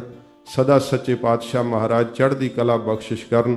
ਹੋਰਨਾਂ ਦੂਰੋਂ ਦਰੇਡਿਓਂ ਸ਼ਹਿਰਾਂ ਵਿੱਚੋਂ ਵੀ ਆਪ ਜੀ ਨੇ ਆ ਕਰਕੇ ਸੰਗਤ ਵਿੱਚ ਹਾਜ਼ਰੀਆਂ ਭਰੀਆਂ। ਸਭ ਨੂੰ ਜੀਓ ਆਇਆਂ, ਸਭ ਦਾ ਬਹੁਤ ਧੰਨਵਾਦ। ਹੋਈਆਂ ਬੇਅੰਤ ਭੁੱਲਾਂ ਬਖਸ਼ ਲੈਣੀਆਂ, ਅੱਗੇ ਵਾਸਤੇ ਸਮਤ ਬਖਸ਼ਣੀ ਜੀ। ਗੁਰ ਕੀਨੋ ਮੁਕਤ ਦੁਆਰਾ, ਸਭ ਸ੍ਰਿਸ਼ਟ ਕਰੈ ਜੈਕਾਰਾ। ਨਾਨਕ ਪ੍ਰਭ ਮੇਰੇ ਸਾਥੇ, ਜਨਮ ਮਰਨ ਭੈ ਲਾਥੇ। ਵਾਹਿਗੁਰੂ ਜੀ ਕਾ ਖਾਲਸਾ, ਵਾਹਿਗੁਰੂ ਜੀ ਕੀ ਫਤਿਹ। ਪਾਰ ਬ੍ਰਹਮ ਅਵਿਨਾਸੀ ਅਗਨਾਸ, ਆਏ ਪ੍ਰਭ ਸਰਣਾਗਤੀ ਕਿਰਪਾ ਨਿਧ ਦਇਆਲ ਏਕ ਅੱਖਰ ਹਰ ਮਨ ਬਸਤ ਨਾਨਕ ਹੋਤ ਨਿਹਾਰ ਜੋ ਸ਼ਰਧਾ ਕਰ ਸੇਵੰਦੇ ਗੁਰ ਪਾਰ ਉਤਾਰਨ ਤੋ ਹੋਤ ਹੈ ਸੁਨਹੁ ਸੋ ਸਿੰਘ ਸੁਜਾਨ ਨਾਨਕ ਗੁਰੂ ਗੋਬਿੰਦ ਸਿੰਘ ਜੀ ਸਦਾ ਕਰੈ ਕਲਿਆਣ ਨਾਨਕ ਗੁਰੂ ਗੋਬਿੰਦ ਸਿੰਘ ਜੀ ਸਦਾ ਕਰੈ ਕਲਿਆਣ। ਵਾਹਿਗੁਰੂ ਜੀ ਕਾ ਖਾਲਸਾ ਵਾਹਿਗੁਰੂ ਜੀ ਕੀ ਫਤਿਹ।